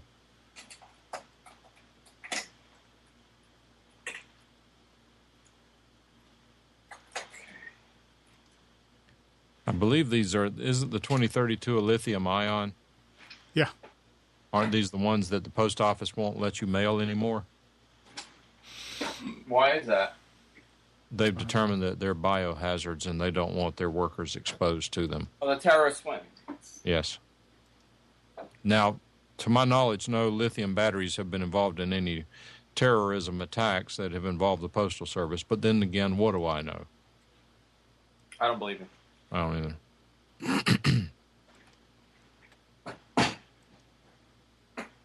Where's the cover to this? Okay, Amnon. I've got to go, but Larry wanted to ask you a question if he's still on. I'm going to run too. Thanks, guys. I appreciate the help. All right, Take Andrew. care, brush your hair. Take care, brush your hair. Thanks, chat room. Take care. Talk to you later. No, he's not. He dropped out. Okay. Larry, if you're still listening, if you can send, you had a question, if you can send an email to us, and we'll try to answer your question. We're sorry we were tied up with, for more reasons than one, with Andrew. Now, Mike. The local Walmart limits purchases of 2032s to 2 per customer. People make meth out of them. What? Are you gotta be serious? kidding. That's got to be a joke. No, I mean, I've Kathy's been buying them at the grocery store. 5 for $1 strip. Really? Yeah. Where? I don't know, at Harris Teeter and whatever. They don't have it all the time. It's mainly after holidays and things like that because they're being used in so many different things. But they last, and so I have quite a few of them that they'll probably go bad. Check out your dollar store. You can quite often find them there rather than paying $4 for them. I buy them from digikey.com. Yeah. Because they're How much? known fresh and they're 25 cents. Yeah, so that's about right. I mean, the strip has 5 of them for $1, so. Yeah, I would do that. I don't need any. I've got about 15 right now in inventory, which I don't want to keep them too long because the shelf life on them is not infinite. Right. That's the problem, yeah. Walmartians. All right. It was fun.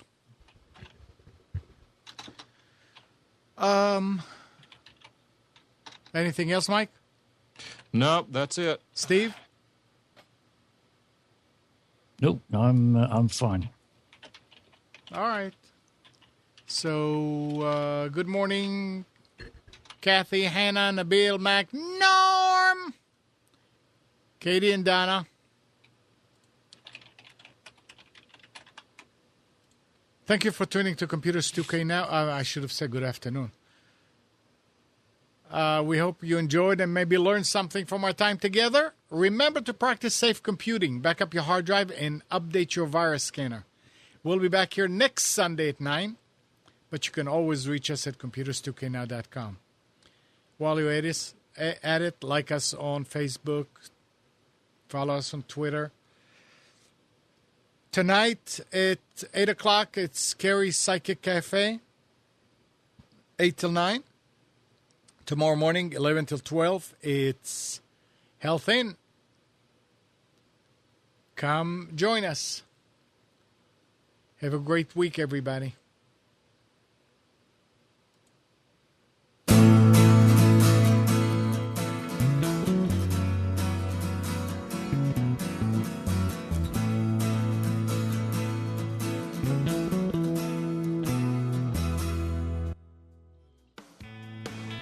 You are tuned to the Nissan Communications Network.